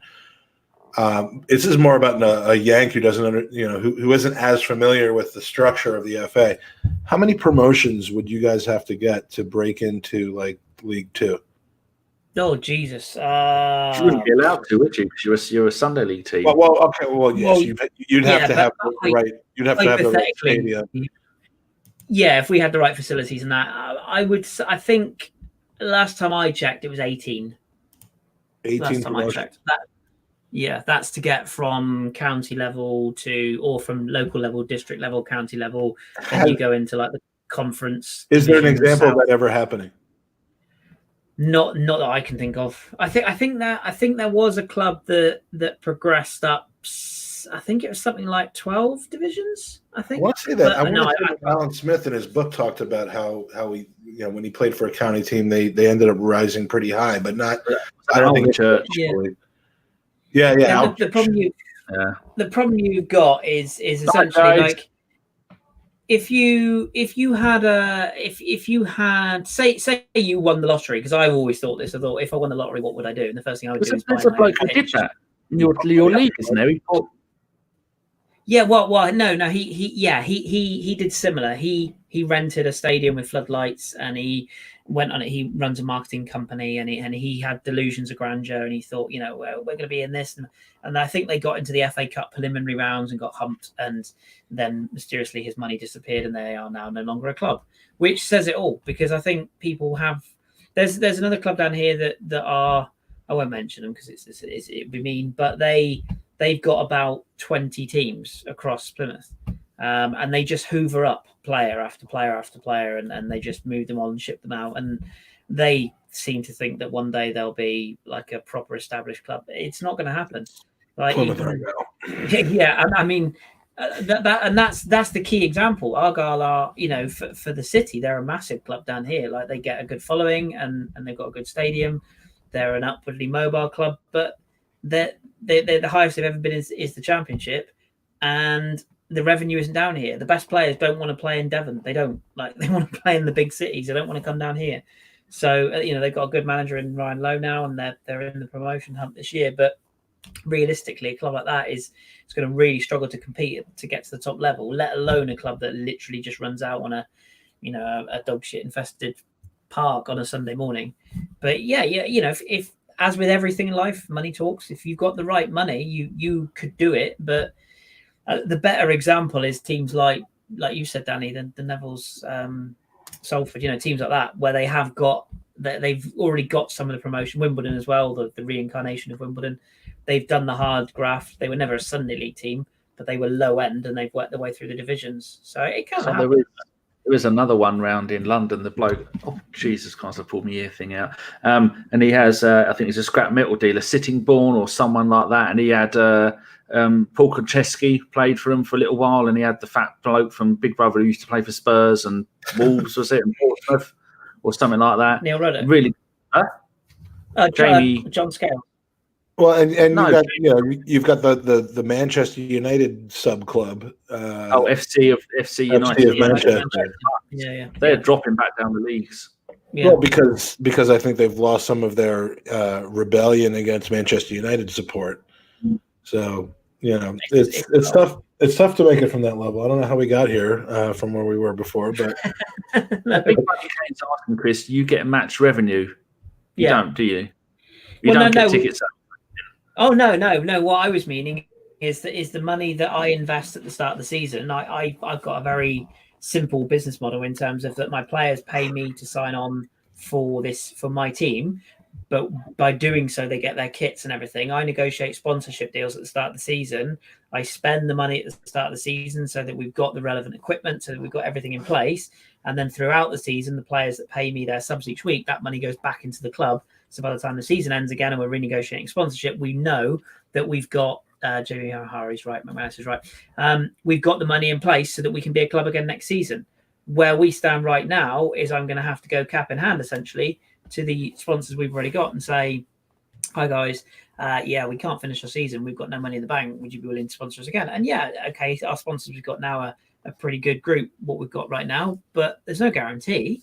They would be well within the rights to turn around and go, well, your season's just been stopped. What's to say that won't happen again?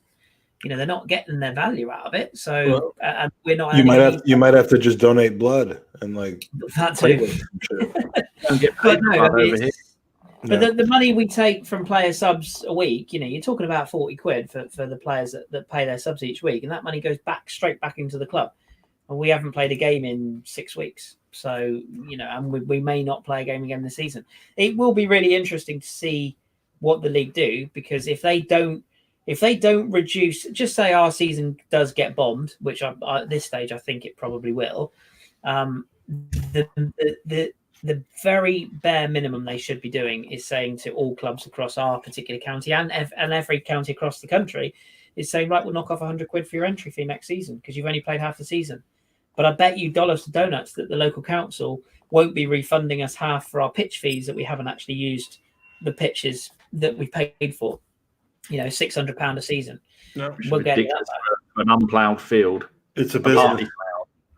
Speaking of business, we're not going to get half of it. I gotta go have supper with my family, so I'm gonna beg off right now.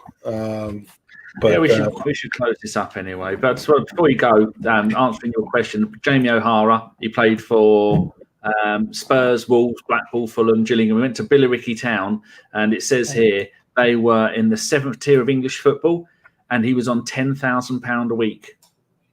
Wow, that's a whole team's payroll at that level, isn't it? Yeah. The 2016-17 season. Then, so 3 seasons later, they're now in the 6th tier of English football. So, kind of answers your question. It's almost even with that amount of money. Sixth tier is what? Vanarama South or North? One below the conference, yeah. So it'd be the Conference South, as they call it now. Conference South or Conference North? I think there's 2 sub-levels behind, like 6A and 6B, I think, below the Vanarama where Sutton is. But yeah. Anyway. You can go, Mike. I'll save the final question and the 5-piece forum for me and Chris. All right, boys. Thank you for having us on. Appreciate it. It's always good to talk to you. Keep the Arsenal thing going during these times of crisis. But we'll find something. We, as always, we appreciate and love you guys. Thank you very much. Cheers, mate. See you later. Speak to you later. Boot me, or do I have to leave? You click leave. Oh, thank God they're gone. Fucking amateurs. I had no idea what they're doing. Right, we'll finish up with listener's question, singular. Kyle at Destructible Cake. For years, football has moved away from... What? I was just going to say he was on the Arscast. Any questions today? Yes. First, football has moved away from a fan-focused experience. Could this be a big reset needed to bring lower ticket prices, more match choice, better away travel to the away fans? I think I'm going to guess you'll answer that in one word that contains 2 letters. No. There you go. But to caveat that, I wish it was. I really do. And I think the point that he's making is absolutely spot on. This should be a time. I don't know which podcast it was I was listening to. I want to say it was the Totally Football Show. I think talked about this. I think it was their Sunday show they did. I think anyway.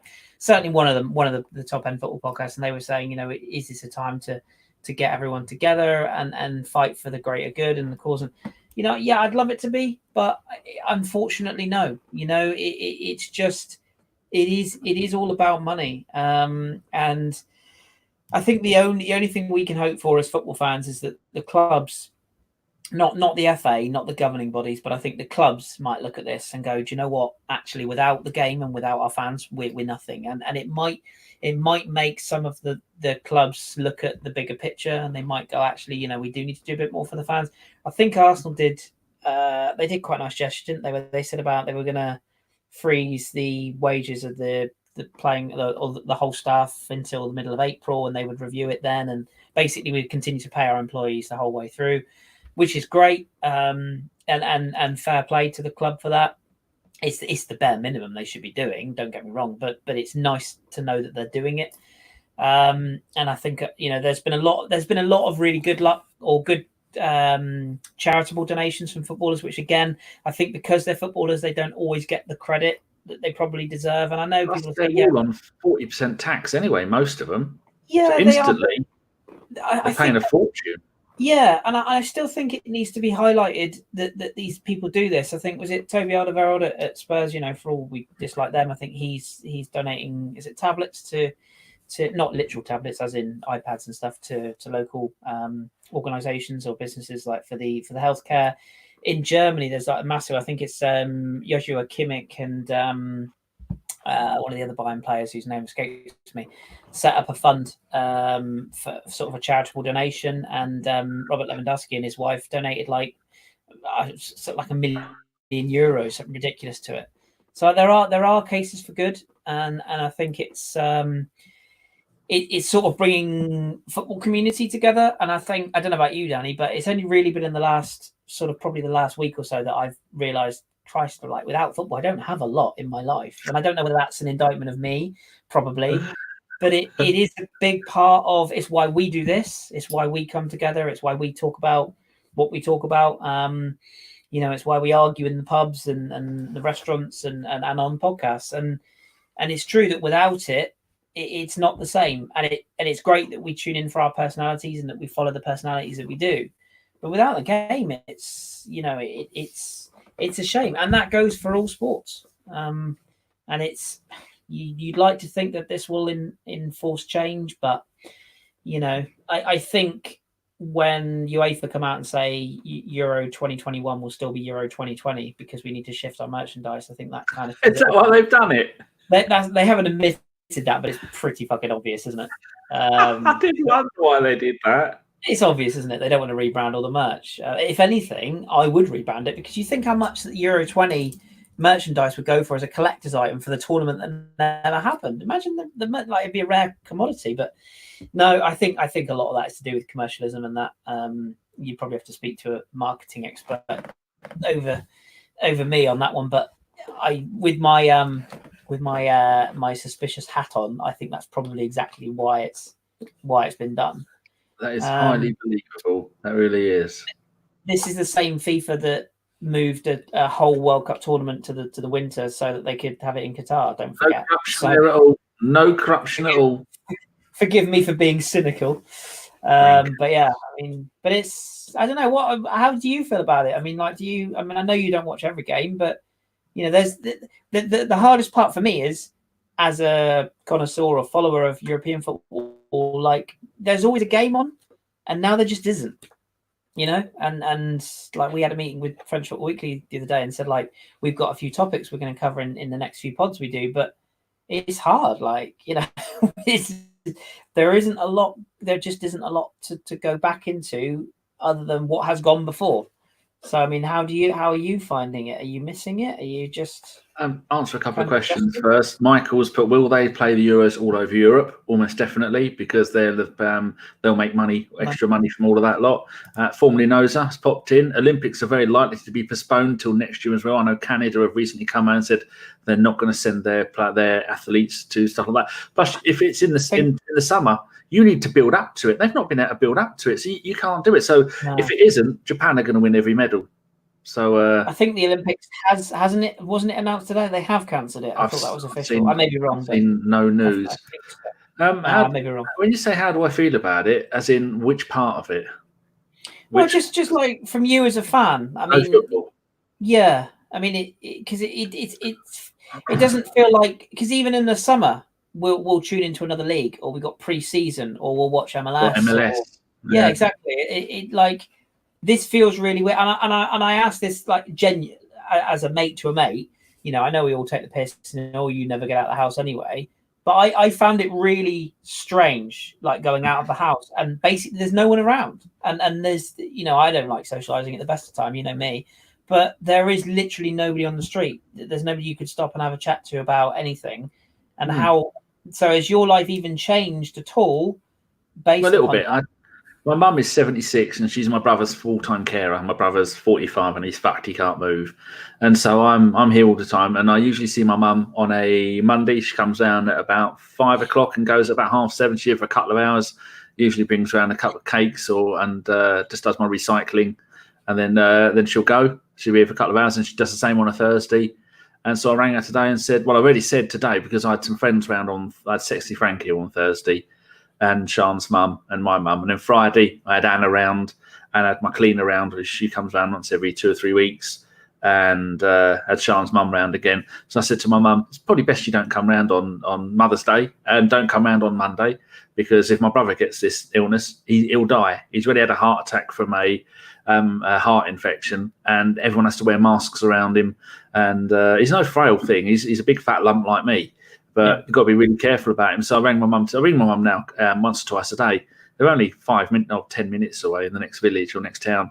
And I said, don't worry about not coming round because I do everything myself. The only thing I don't do is the hoovering. But there again, there's no mess here. And change my bed sheets. Well, I had them done on Friday. And then I get my cleaner to come round in a couple of weeks again.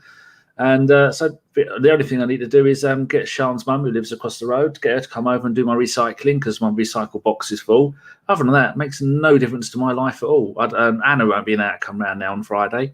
No, but that's your social time, isn't it? Like the Friday nights. Yeah. So, but as for the missing the football, I think the longest we've ever probably gone is all of June, all of July. And then half of May, a bit of May and a bit of August. The longest we've ever gone is maybe 2.5 months of no football. Realistically, I can see there being no football at all until September. No, I'm the same. Because in the summer, you look back at the influenza, because the word flu is a derivative of the word influenza. That's what it means. So the common flu is all around all the time. And it's killed hundreds of thousands of people worldwide at the moment, but it's not as contagious. No. The common flu. You can be in a room with 10 people and one of you maybe get a cold. But if you have this, the COVID one, maybe 4 or 5 of you could get it. And plus it's all over work services. And so you can't go and play the games. And people's health is more important than money. But the further you go up the food chain in football, the more important money becomes and the least they give a fuck about the people who go and watch the football. And then it's the whole thing is just... They do need to stop it, and they will stop it. But the annoying thing is, I was saying with that influenza thing, when that wiped out, I think it was 18 million. I didn't hear the number. I'm probably completely wrong. 18 million people. It died off towards the summer because the virus didn't live around as long. And then when it came to the autumn, fall, and then towards the winter, it came back with a vengeance, and it was worse than any other point during the year. So this summer, people are going to be going, oh, it's going away. It's dying away if we wouldn't have had these measures where we're all staying in. So it's going to be looking at when it started in China, which was the beginning of January this year. Only now is it tailing off when China lie about all their stats. But only now, is according to them, is it starting to die off. So we've got probably 3 months in total. We've had 2-3 weeks of it. We've got at least another 10 weeks of this. And that's if people behave themselves. Like a bloke rang up Talk Radio last night and he said, I've been an ambulanceman, I think he said, for 19 years. Never in my career have I taken more than one person to hospital in my ambulance. He said, at the moment, I'm taking entire families to A&E. And you got these people that are working back-to-back 48-hour shifts where they sleep at the hospital. Like R. Ellis and his missus, they both work in A&E. And he says it's not too bad. People are behaving themselves. But Sean uni's shut down. And now she works part-time at Lidl, and Lidl have said, we really need staff. So Sean made the decision. She's not coming home for any of this. She's up in Nottingham an hour and a half away. She's staying and working, partly to help out, but partly because she's going to earn an absolute fortune. She's doing 12-hour shifts 6 days a week. And then the other day, she was meant to have a half day. They rang up and said, someone else can't come in. Will you come in and do it? So she said, yes. So she stopped what she was doing and came out. There's 5 of them live in that house, 5 girls. 3 of them have gone home. It's just Sean and this other one that are there. So she's got no friends, no family, can't go out. All she's doing is getting up, going to work, coming home, doing her uni work because she's in her 3rd year and of 3rd or 4 years. But then you think of all of her poor mates. This is the year they all graduate from university, where you have the big party. The last party week is like the first party week. That's not happening. They're having no proper graduation ceremony. And Sean's been really brave by saying she's going to stay up there and work. Like, how many people are going to do that?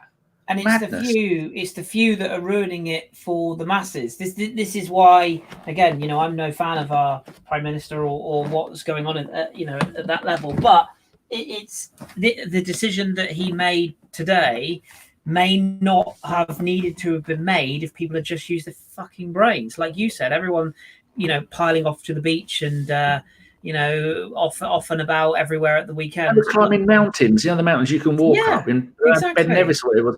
There's entire lines of. You look at the papers, like hundreds of people walking around. And they wouldn't normally. It's almost like a badge of honor, isn't it? It's like, I won't let this beat me. Yeah. And I don't get me wrong. I get it. You have to get outside. Like, I do get that. I think I've done like 4 or 5 runs in the last week where I've gone out thinking, I'll just do 3 miles, and then I've ended up doing 5, 6, 7, whatever, because I just keep running, thinking, fuck it, I'll take advantage of the time I've got while I'm out and about.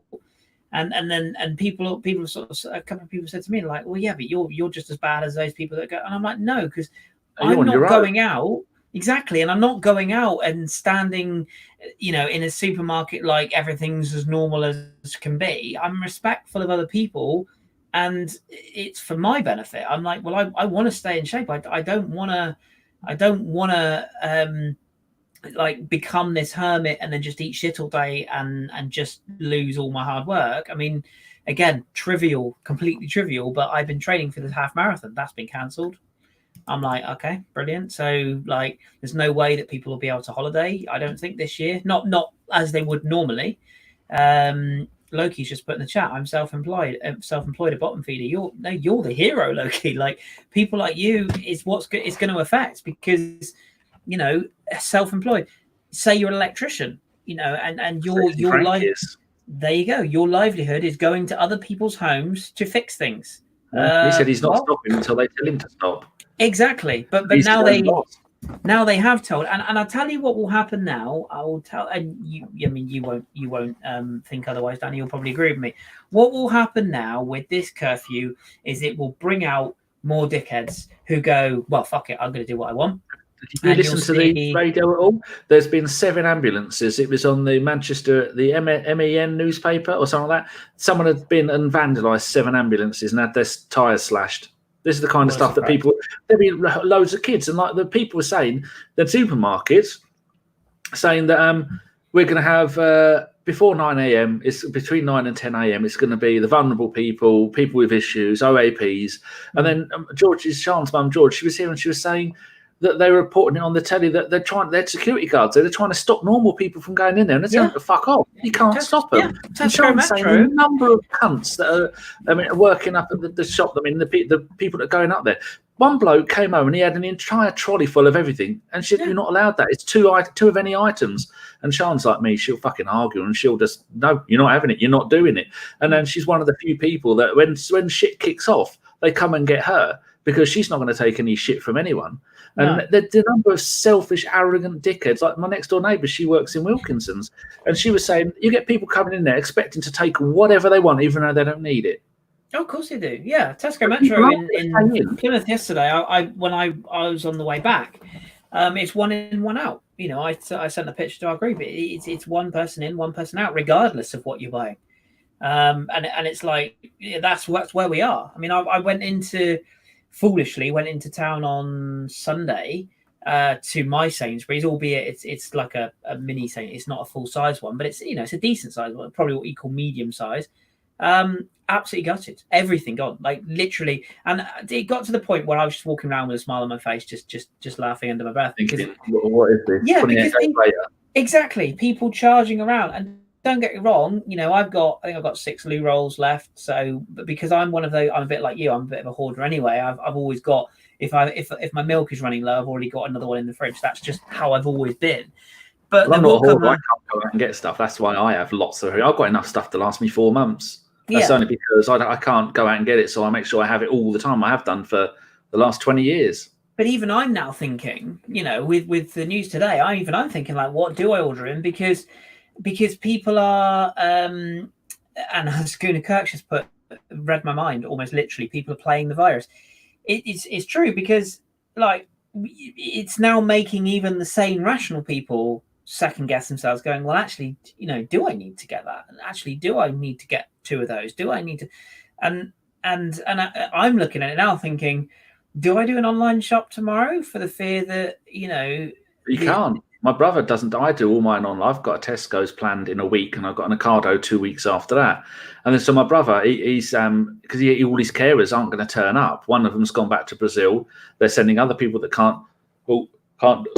Pardon me, they can't do it. So he thought, I'll do a bit of online shopping. Amazon have stopped all online shopping of anything other than essentials, which luckily pet food is one of them.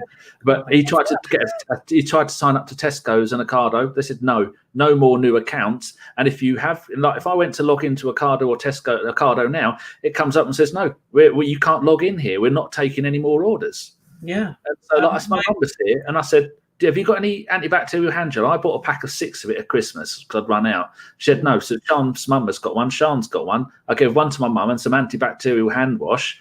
And then my brother said, I haven't had eggs in days. I said, well, I got 6 eggs in my last shopping. You can have all of those. But no, he can't come round and get them. But there's but one thing it will do will stop people going out and buying shitload of stuff because you're only allowed to leave the house. One person leave the house once a day, and that's only to go out and get essentials. So hopefully that will give the time, because all the supermarkets are going, we've got plenty of food. It's just a matter of you lot are taking it quicker than we can get it to the shops. Yeah, exactly. People aren't being arseholes about it. They're getting shitloads of stuff when there's no need. All I've got in the house is microwave rice, tuna, mushroom soup, tomato soup. That's all the food I've got, and that will last me for 4 months easily. It's a good job. It's quite a good time to be on diet. I can't on a diet at the moment. I'm actually. It's kind of a good thing, but in all seriousness, like you say, it's not, and it really does make you second guess and think to yourself, like, what do I do? And I was so relieved when he actually said, you can go for or exercise, you can go for one run. Somebody's tweeted a picture of one of the French players warming up, saying me when Boris spots me going for my 5th run of the day, and it's basically somebody stood on the sideline warming up, stretching, and then he sort of gets noticed and starts running on the spot. That's kind of what it's going to be like. I don't know how they're going to police that. I mean, it's pretty obvious people that are out going for a run or people that aren't. I mean, or out doing whatever it is they may be doing. But you do get looks. It's like people, what are you doing? It's like, well, I feel the need to get some fresh air. So people, you'll be fine. Like the McManus puts here, I get that people are scared, but people bulk buying is really fucking everyone up. I struggled just to get the bare essentials last week. Well, my village has got 3 shops. They've all got stuff in them, so that's fine. If one of my neighbours needed some, I saw all this coming in January when it was all happening in China. They did in the UK what they did in China back in January. So I just went and bought loads of everything that I needed, and no one was bulk buying then. And I've deliberately not had any deliveries since then because I don't need them. But if one of my neighbours wanted something, I'd let them have it. Yeah, I always offer when I go to the shop. I've always texted a few people and said, do you need anything picked up? And I spoke to my ex-partner on Sunday. I was like, do you need anything? She's like, no, I'm fine. I got to Sainsbury's and I was like, bloody good job you didn't need anything because I couldn't have got you anything. Like it's just. It is. I don't know. It's kind of scary, and we both know Lana. Well, she's got the virus, and it's not a secret. She's tweeted it. She said she thought she was going to die. Yeah, she's tweeted about her symptoms and how she's feeling, and she's still young. I was going to say, she's young, fit, and healthy. I mean, it's and she's what, late 20s. Yeah, mid-20s. Yeah. And people don't think about it's not just about you. It's not just about what that you might be immune or you might not be a carrier. You might be fine and in great health. You might not. And like from speaking like from myself as a I've had asthma my whole life. Now, does it affect me as much as it did as a child now? No, it doesn't. I'm not gonna lie. But do I use an inhaler every day still? Yeah. Do I sort of have a little bit of a worry every time I have a cough or feel a bit out of breath? Yeah, because you don't know. I did that the other day. I held a sneeze in, and then about 5 minutes later, my ears popped, my eyes started watering, my nose was dribbling. I thought, I fucking got corona. How the fuck? And then I realised it's because I held a sneeze. I went like that. Sergio, he says, hold on, there we go. Are you guys able to work from home? Well, I don't work. I don't have to. I'm medically, I don't have to work. So no. I've not left the house in a month. And ironically, I got laid off from a job working from home in December. You couldn't make this shit up, could you? There's loads of people that are just having their jobs cancelled. I mean, the entire catering industry, the restaurants, pubs, people who are doing the service industry. They're all going to be let go. I mean, the government are trying to do their bit by saying to people, you don't have to pay your mortgage for 3 months. That will just get put back onto the end of your mortgage. It's not like you're getting it for free. And shops don't have to pay, I might use the wrong word here, they don't have to pay VAT or tax or one of those for a year. And that's been, but he's still got loads of... It's still tough. And when you're in the position, and again, this is, I'm not making this about me, but from my perspective, I've been applying for jobs for 3 months. And the last 4 jobs that I've applied for have all written to me, and fair play to them, have all written to me or emailed me and said, we're interested, but we can't. Basically, 2 of them have cancelled the roles completely. They've just taken the roles down, and the other 2 have said, we'll get in touch with you, when the time is right. I've applied for a job in the police as a rapid response advisor, basically taking emergency phone calls. They contacted me yesterday and said, look, we would take you like now if we could. We need all the help we can get, but we can't. We're going to have to do an interview via Skype, and then we're going to have to do a series of assessments that we normally would get you in to do, and you would train while you're doing them. You're going to need to do them from home, and that's before we can even potentially offer you a job. Like, there's no guarantees, because who would be taking anybody on like this? It's mad. And then you think all this money. I thought about Ellis and his missus. They're not on a fortune working for the NHS. No. The first thing they should do is come out and go like Shana's at her supermarket. They've said anybody who works over 40 hours a week gets a 50% bonus. I don't know if that means on the original 40 hours or whether that means on the extra hours over that. They should just say to all the NHS staff, we're going to double your wages this year.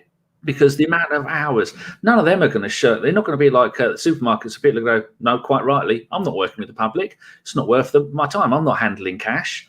I mean, Ellis isn't going to do that. Ellis is still going to go in and work a 24-hour shift with very little sleep, and so is his missus and all the others. There's people actually coming out of retirement, isn't there, to go back into their old jobs? I think they said there was, and now they're asking for ex-police that have come out. But it's just, it's like you're saying earlier, the place is going to be full of dickheads. And people aren't going to listen, and people are going to use this as a reason to go and do crime. I was watching this woman on she works in a supermarket in America in Las Vegas. I think she's called Dumb Broad. She's only 23, I think, and she was saying that a supermarket is closed. Works in a massive supermarket, but it was closed. She was just restocking shelves and cleaning. She said a bloke came in yesterday, went over to the fags, filled his trolley full of all the fags he could get, and walked out with it, and no one could stop him. And then the police said, well, there's nothing we can do. And then he came in the next night, did exactly the same thing again. They managed to call the police. The police said, what can we do? We're not locking anybody up. We're not putting people in jail. Told him to go away and took the stuff off him. It's just, this is when you're going to see people walking into shops and doing burglaries, and hopefully it won't do. Yeah. Do you remember when it happened in London? All those people were looting then during those incidents in London. What was it, a couple of years ago now, wasn't it? And they were all smashing up shops and taking what they could. I mean, it is, and don't get me wrong, I'm sure it's not just us. I'm sure there are other countries around the world that have idiots. I mean, every village has an idiot. It's just whether they're missing one or not. But I don't know. It's at a time when you would like to think we could all band together. Something I love watching is like the community spirit, particularly abroad. I mean, I love Malta, so I watch a lot of Instagram sort of posts about people in Malta and stuff, and they're all still. Community spirit over there is fantastic, and they're all looking out for each other, and they sing songs to each other on balconies like you've probably seen in Italy, and that's fantastic. Can you imagine that over here? No chance. It just wouldn't happen. So I mean, bringing it back around to sport all the way around, sport was kind of our escape. Football was our escape from normality, from the day-to-day stresses of life and the worries that we all have about where's our next paycheck coming from, what's the next sort of health concern we might have, or whatever it may be. Well, we've got a health concern now. It's a worldwide concern. It is a crisis. I mean, I really hope people, I really genuinely hope people do take heed of the advice, and they do these things. And if that means that people like us have got to put out podcasts talking nonsense, then that's what we'll do. If there's a demand for people to to have content and have something to keep them going. Like I said, I've been watching streamers a lot. It's just that little bit of comfort. It's that little bit of companionship and company from people that you wouldn't normally get. And if that's what it takes for us to all get together and get through it, then so be it, but it's worrying times. It's worrying times. For every bad story, ambulance is being smashed up or the tyres slashed. You hear of, last night I was listening to Ian Dale and this bloke rang up and said, I'm agoraphobic. I've not left the house in 2 years. I don't have any friends or family. And he said, I live here and I can't do anything. I can't get online shopping. Ian Dale on LBC said, hold on, I've got a friend who lives near you. I'll get hold of them and then I'll get them to come round and bring you some food. Yeah. And another woman rang up yesterday. She said she's got some kind of condition. She's really old. She said, I'm in bed. I have no friends. I have no family. I don't have a computer. What am I going to do? Like Ian Lee, his mum is really seriously unwell. She can't move. I think she has got MS, Ian Lee from Talk Radio. And he was saying everything I say is radio related. That's all. I've not turned the telly on in 3 days. I'd listen to that or Twitch or YouTube. And Ian Lee's mum, and he was saying, I've been told I can't go and see my mum. Like with my brother, if he gets it, my brother's dead. I mean, my brother said he'd like to get it because he's had enough of living as it is. And he's saying, I need to go. Ian Lee was saying, I'm not allowed. He said, I have to go there and I can look through a window and I can see her, but I'm not allowed in there. And he said, I need to set up a Facebook portal so that she can't even use her hands to go and do stuff like and use Facebook or anything like that. So there's so many people. But every bad case, at the moment, from what I hear on the radio and in the news, there's more good cases than there are bad cases. It does give you hope. And you've got all these people, the police, the NHS, the fire brigades, the ambulance, the people working at supermarkets, everybody is digging in and doing what they need to do. Just cover a couple of things people have brought up. Julian Salmon says, Dan, boys, don't know if you covered it, but how do you think the FA should handle the remaining games of the season? Null and void. Wait and see if the games can resume in June or July. You got a bad cat. Yeah, you can tell, can't you? He goes in the bathroom. Like he doesn't need. He's worked out how to move a doorstop to get in the bathroom. Anyway, we did kind of cover it, didn't we? What would you say is the gist of what the four of us thought? I mean, I think we all universally agreed that Liverpool should get nothing. No, I mean, for me, if I had the controlling vote, and obviously I don't, for me, you avoid it. You know, health over wealth. Yeah, it's it's unfortunate for Liverpool. And would I say the same if Arsenal were 25 points clear at the top of the Premier League? Probably not, because you just wouldn't. But I think sense has to prevail, and you have to, like, me and Andy made the joke, or me and Mike, made the joke about WrestleMania. I'm still a little bit of a child at heart. I still enjoy watching that. I was gutted when they said they were doing that behind closed doors. But over entertainment, sport and everything, no, you've got to put your health first. And for me, the only fair way, and the only fair way on all of those clubs is you avoid it. And that sucks for not just Liverpool, but for clubs like Leeds who are trying to get back in the Premier League, West Brom, and all the way down the pyramid. And all the athletes that are have literally put in their entire life to train for things like the Olympics. People talk about, they will just move it to next year. Some of these athletes have only got this opportunity. I love it. They've been training their whole lives for this one opportunity. For this one shot at greatness on the world stage. And they might not get that next year, or they might pick it like Andy said, they might get an injury. They might just simply be a year older. Messi, Ronaldo, they're a year older next year. They might not be able to perform at the level they're performing at this year. And I know that's a different, I know it's not as serious as everyday life for people, but when you're a professional athlete or whatever, you're training hard and timing and cutting weight and all these things. You're training your body to get to a certain event, all on hold. So the only fair way to make it fair on all the athletes and all the football clubs and everything is you just put a pin in it and you say, look, out of our control, it's an act of God, and we do it. What happens if a player dies? What do? They immediately call off the game. What's the difference? You're basically calling off a season. And I made the point that if it was Leicester, there wouldn't be such a massive clamber to be giving it to Liverpool. They'd just go, fuck it, it's Leicester. Doesn't matter. But again, like we said, if it was Arsenal, we'd want to get the trophy because, well, we've already won 3 of them, so it doesn't make as much a big deal to us, does it?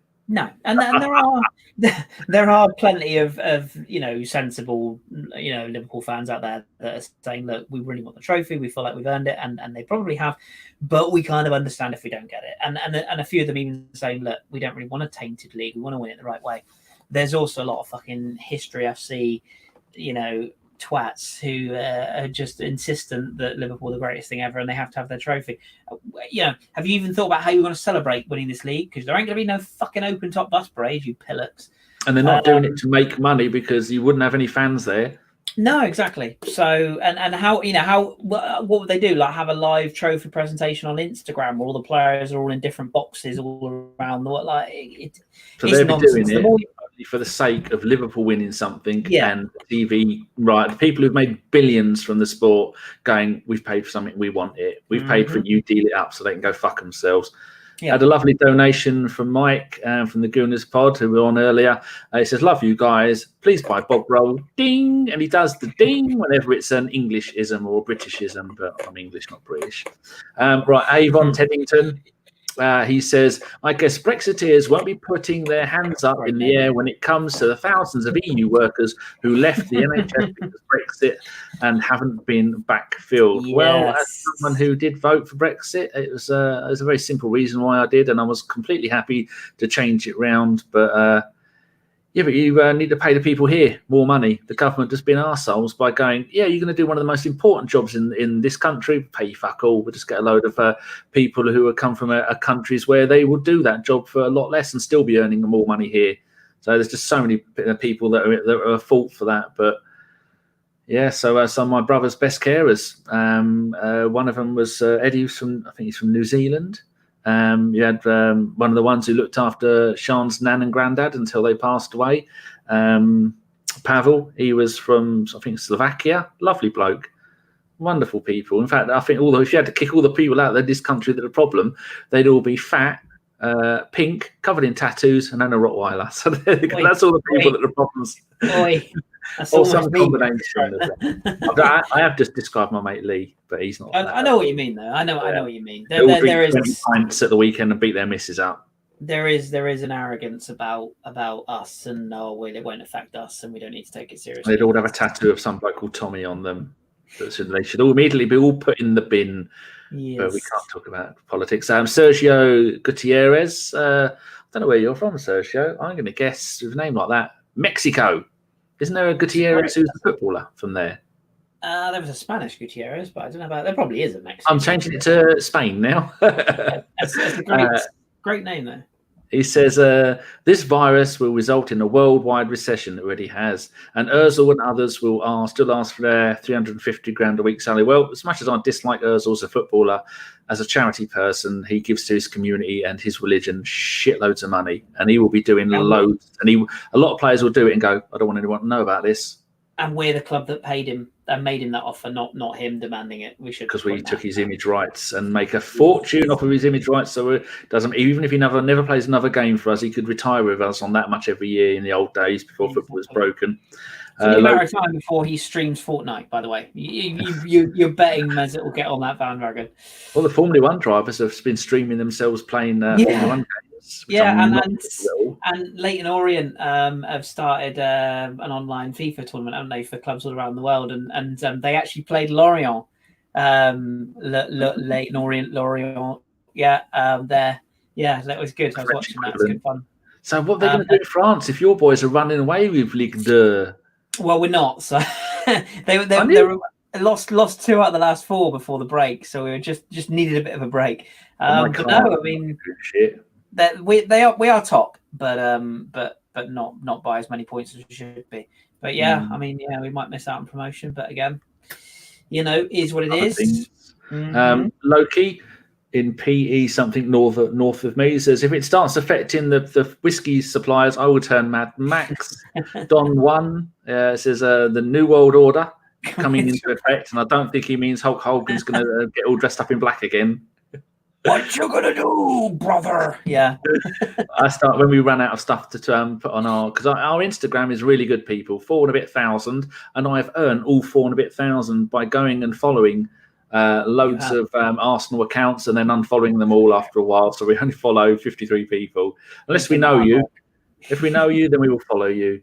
Thunder Road says point of sale programming should be written so customers cannot exceed maximum of one item, so the cashiers do not have to be. Well, funny you should say that, Thunder. I was talking to Sean about not Sean.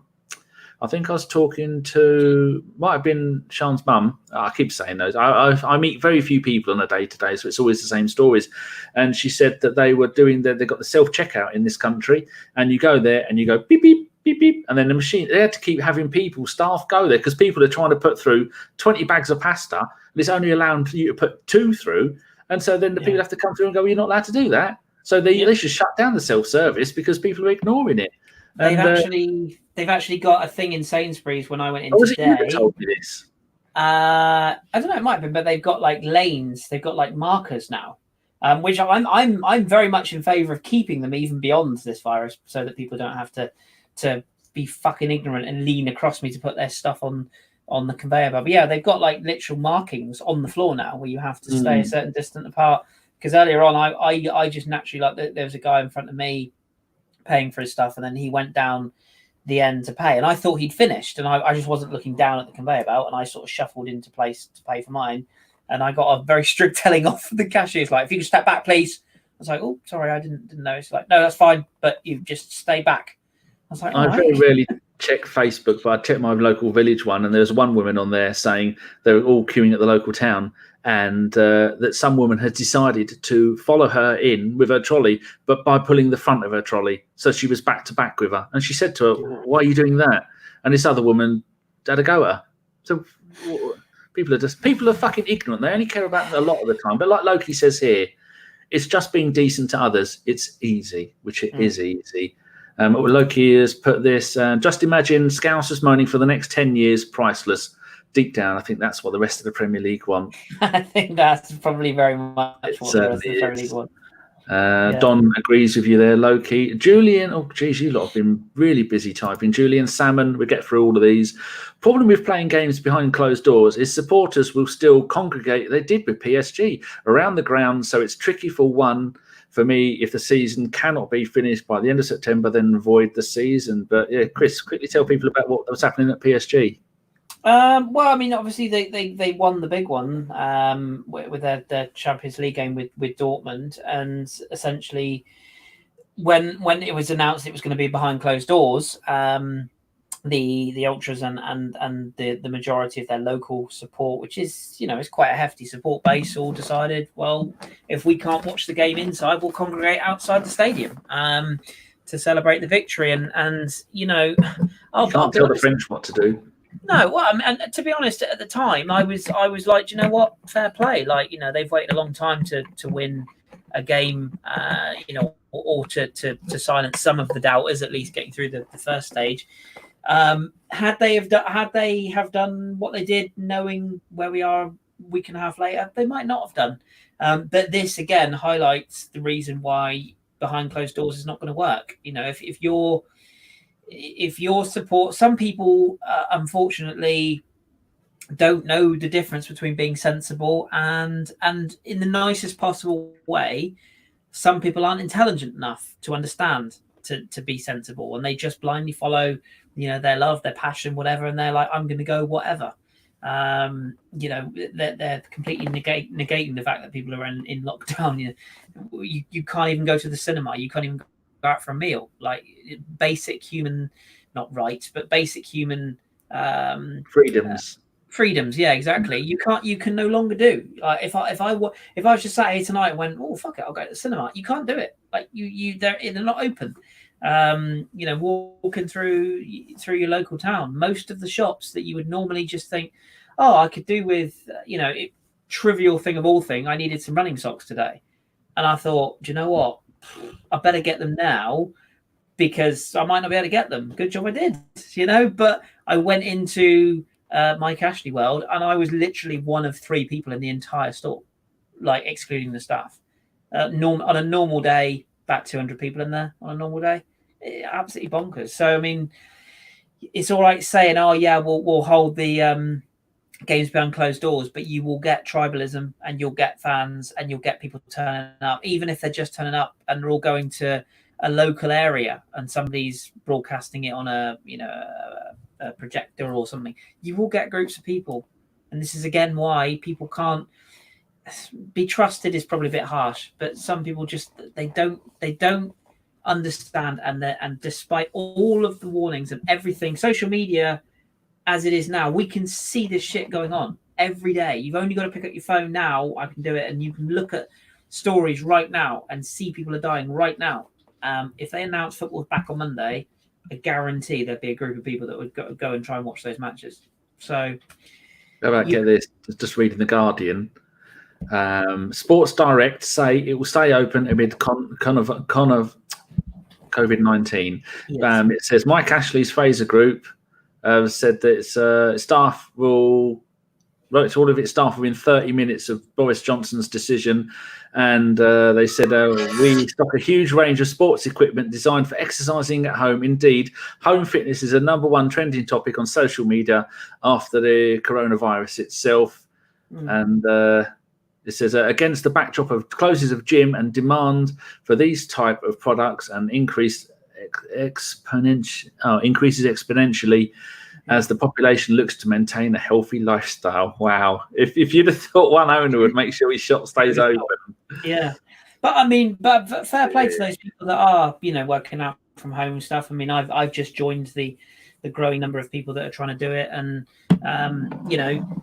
fair play to those people that are broadcasting. Like I think the body coach is doing daily workouts on Instagram and stuff like that. People like that, fair play. Like that. That's, as you say, that's the community spirit. That's the people going, will help out those people that want to sort of try and stay in shape or do things. And, you might be your favorite cookery show. People are learning how to cook for the first time. Literally, like that is the truth. People are going, shit, I can't get out and buy this. I'm going to need to learn to cook. But then on the other hand, you've got people like Virgin Media have said you can suspend your Sky Sports payments, but still keep the full service. Normally it's a 3-month thing, yes, and you've got to let them know 90 days or 60 days or 30 odd days in advance that you're not going to have it. And so, well done, Virgin, for doing that. No sign of Sky reducing my monthly payments so far.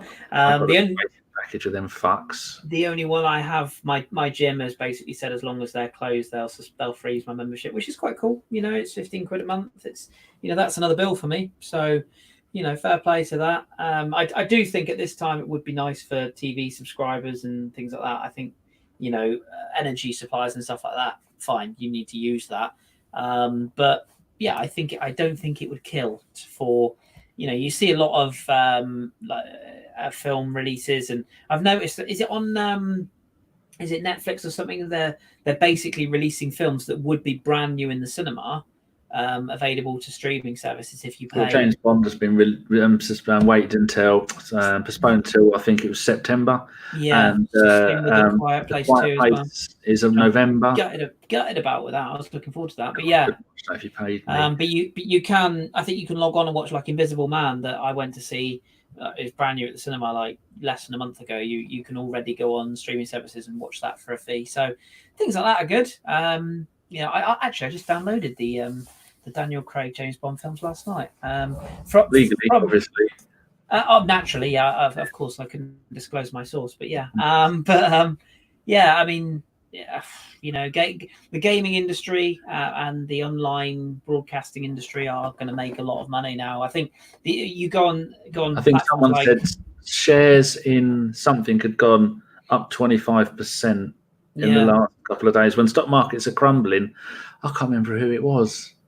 It's something that we're all using now. Some sort of gaming platform. I wouldn't be surprised in. You look Twitch.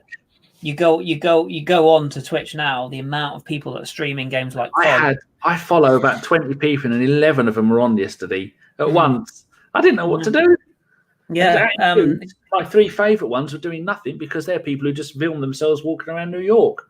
Oh yeah, there's a lot of like IRL streams going out, but COD is the big one because they released and they're all playing Call of Duty. Call of Duty, yeah, because they released this Warzone game which was free to download. So even if you didn't have the original Call of Duty, you can download this Warzone. It's blowing up everywhere, and everyone's on the game. You know, I'm terrible at it, so I can't go on it. But yeah, I mean, it's you know, it's a massive industry, and people that are working from home, streaming and stuff, they're doing well. But to be fair, a lot of the streamers are saying, you know, subs and stuff, they're reducing sub costs, or they're saying, you know, don't donate money and stuff. We don't have any.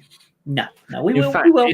If someone goes to our thing, you scroll down on our Twitch, it says where donations. It says we don't need donations. We know that 99.9% of people who do Twitch do it to make money or to become famous, or even both. But as we already well established podcast, we don't really need money. So that's why we can't. I mean, you can't stop people from giving you money, but we don't want it. Don't do it. Like with the podcast, we don't need it. No. So yeah, don't waste your time. Go and give it to someone who does this sort of stuff for a living, like Kripsy. Yeah, exactly. Yeah, I've just clicked on this stream now. Funny enough, is he live? He's just about to go live now, yeah. So. God, it's 1 a.m. Right, go through some of these comments. And Divyesh Patel says, I made him sound Russian. I doubt that he is. Realistically, will the league be back in June or July? People are going on the decrease of cases in China, but that is only for one region compared to the entire countries infected, plus China. Stick another couple of noughts on everything they say. They're full of shit. Avon Teddington, there will be a lot of clubs short of cash next window. Get my teeth in. Won't that mean a lot of bargains? Possibly. Don 1, void the league. Julian Salmon. Interesting to see how they handle the summer transfer window. Sergio, I would hope Arsenal are planning contract negotiations for key players in the meantime and planning transfer targets. Loki, void the season. Formerly Noza. I'm also hearing that the Germans are getting nurses from the Philippines. Good idea. Let them all back in. We need them. Worldwide recession has already started, according to Don. Loves a bit of conspiracy. He's got the Alex Jones toothpaste. You know he has. He said it started. Thunder. Wow, Lana has it. I remember her tweeting that she thinks she could get tested, and then noticing her account on private. Yeah, she's if you follow her, she's been saying that God, where's it all gone? There you go. That she's she seems to be all right, but she's back home now. But when you're that young and healthy, it's not good.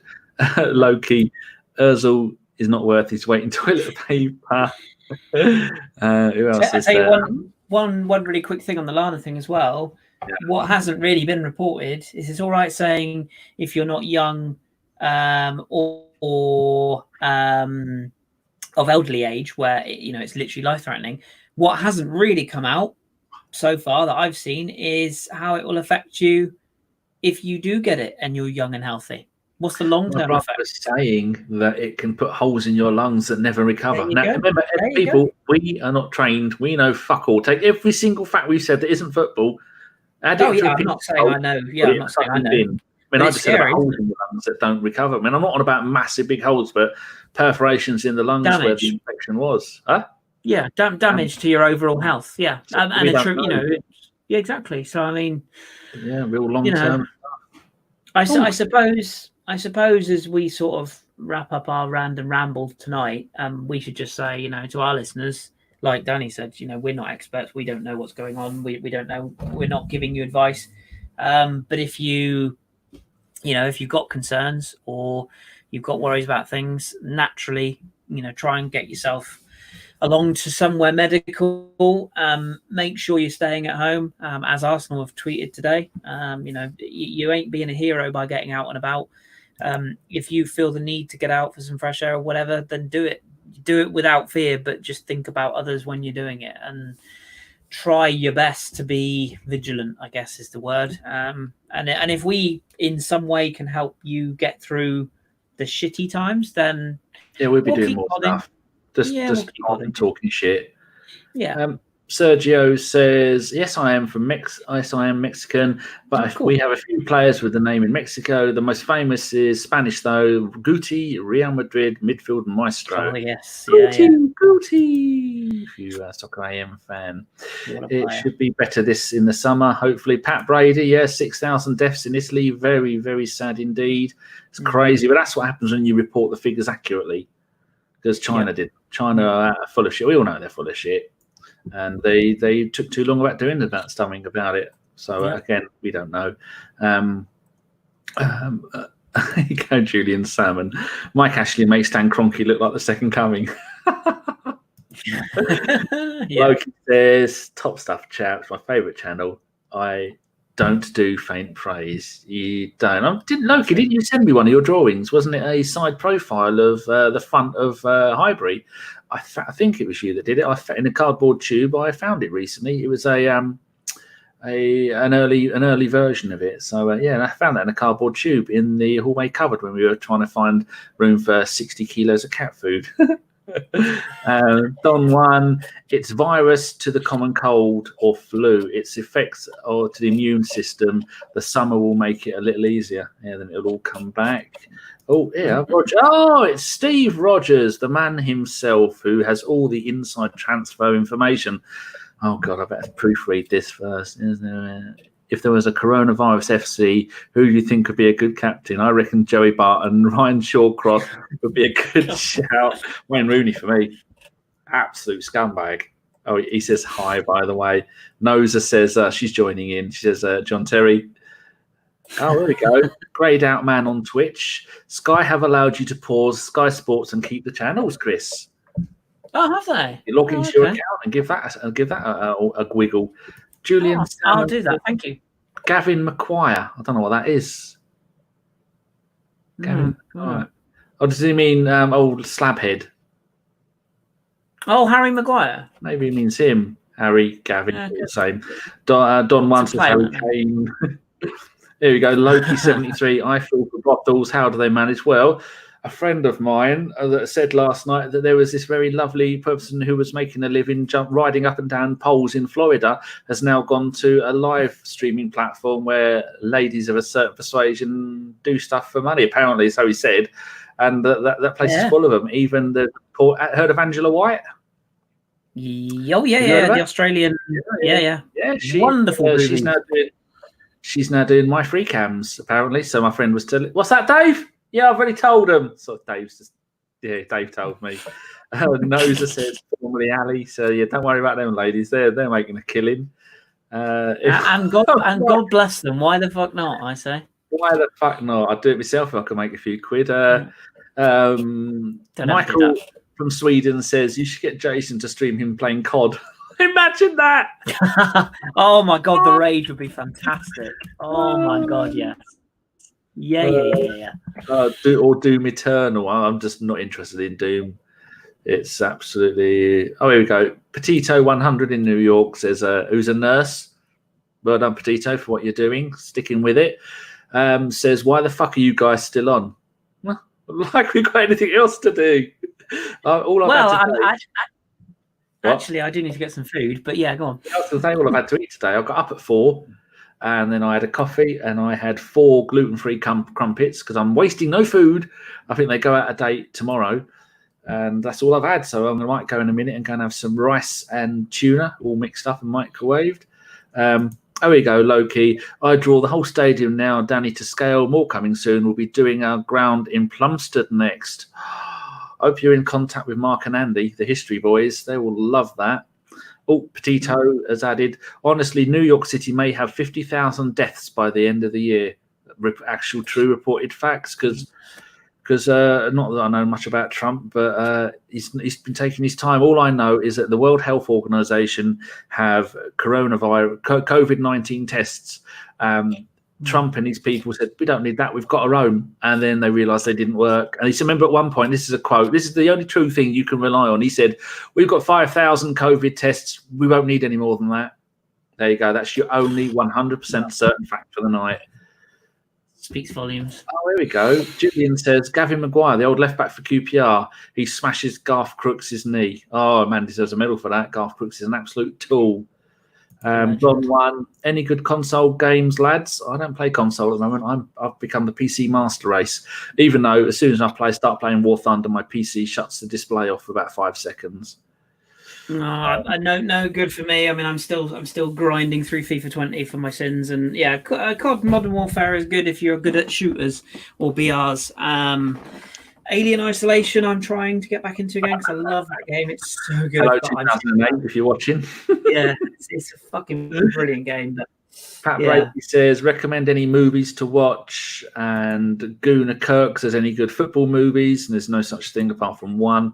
Don 1, Peaky Blinders is a good to watch. And Kirk says, so we will do maybe another show in another couple of days. We'll try and do 2 or 3 shows a week to keep you bored. We don't do this. There's 43 of you watching. We don't do this for a number of watchers. We just do this because we've got fuck all else to do ourselves. So maybe we'll do one just talking about films, because me and Chris have very similar taste in films when it comes to alien films and TV stuff. So I might get some others on to talk about that. I think Jace wants to organise an After Dark, which I don't know if we're going to call it an After Dark. We'll just name it someone else. We've had some of our After Darks, if you've been listening a long time, we're very, very close to the knuckle, apparently. Very, very cheeky. So all but one of them have been taken off the internet, never to be seen again, because we need to get Gimli going full Gimli. I mean, it was a joy to see, but not in this modern day and age. We will get branded as heathens. Here we go. Rogers has put, I'll pay $1,000 to see Danny overhead to toe in Marmalade while Barry Manilow plays in the background. Song choice up to you. I'd pay $1,000 to not see that, thanks. But yeah, it's got to be the one with the things on their heads. Oh god, people are putting more shit in here. If you're listening to this and you've got suggestions of things you want to see here, do let us know. We can't promise we're going to do them, but yeah, I mean, if there is something you particularly want to see us discuss, keep fit with me. Honestly, like one of my mates said to me the other day, he's like, "Oh, you're going to live stream your home workouts?" I was like, "No fucker wants to see that. Trust me." I don't think I'm vain enough for that, to be fair. But I'll keep Instagramming my running times. I'm sub 7 minute miles now, Danny. Yes. Right, well done. Yes, I've not. Well, not consistently, but no, downhill maybe you are if we let you go. Yeah. I'm a hazard to everyone. Yeah, boy, you're not, says Altered Carbon. Now, I watched the first 2 episodes of that. I had no fucking idea what was happening, so I stopped watching it. Then I went and watched a synopsis of the first series, a 20-minute video on YouTube. Overly complicated is not the fucking word for that. It's amazing to look at. Very kind of what is it? A Blade Runner-ish, but my God, I'll tell you a series that I did enjoy, which was completely like I didn't know I was going to enjoy it, but I did. Did you watch the? Oh fucking hell! What was it called? On Sky, the Heist. Did you watch that? No, because it's bullshit, Chris. I know, but it's from the moment they go, yeah, we can see where they are. No, if the police want to track your phone, it can take hours to get a thing to do it. Then they can't tap into live CCT either. So these people can't do it. So therefore, the whole premise of the show is bullshit, much like Hunted. There you go, listeners. Enjoy. That's the Spanish review. So thank you very much. I enjoyed it. He says, we'll email some drawings soon, Danny. Highbury from anywhere, seat by seat. If it looks well, I'll have the time. It looks like I'll have the time. It's take it, you've done the entire thing on CAD, so then you can just go and be any point of view. I love one from where I sat, right in front of the east stand in the concrete section where the white bars are next to the corner flag. That's where I sat. The second row of concrete, if you got that detailed. Gray Mandout on Twitch says, we could do an ABW watch along of Fever Pitch or something.